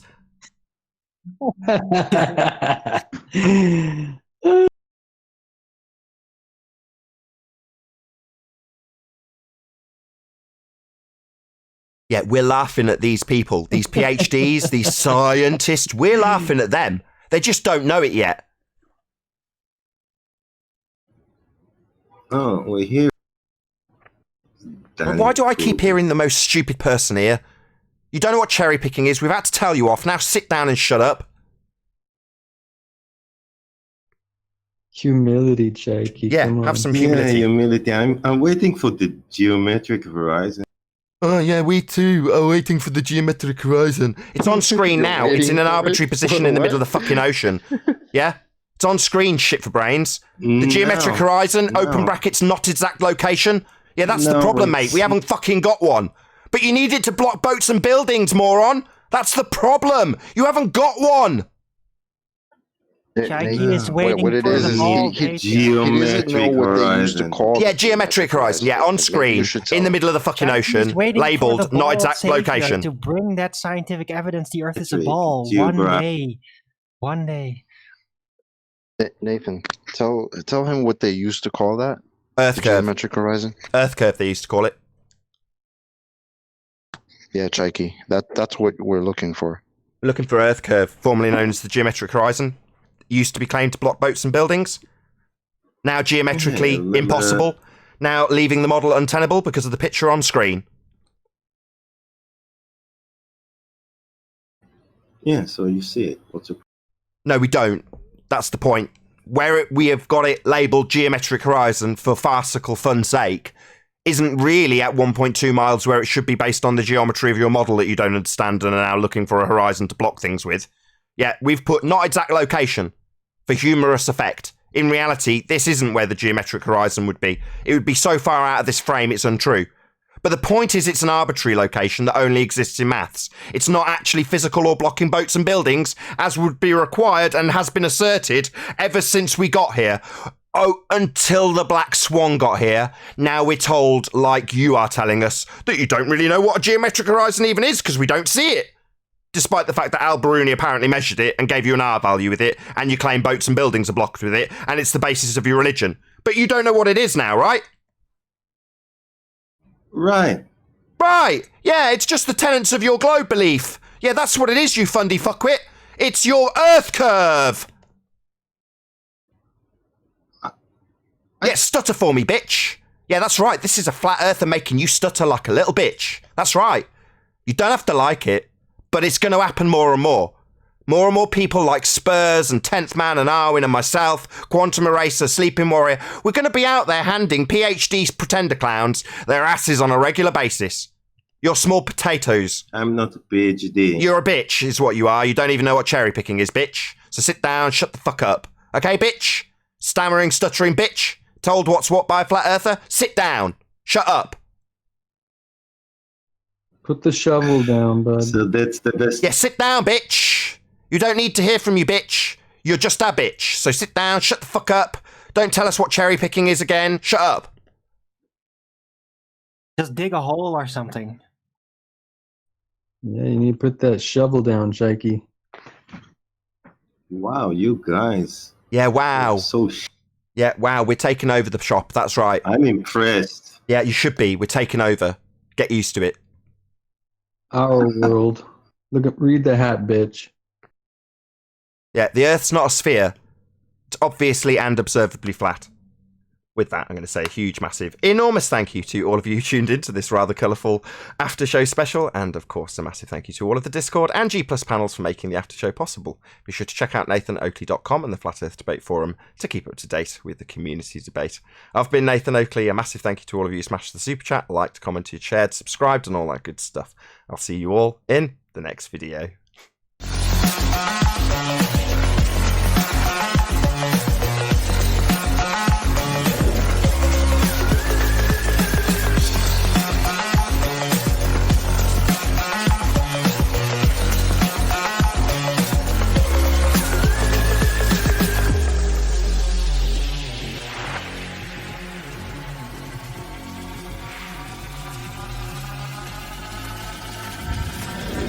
I want it back. What a lovely day!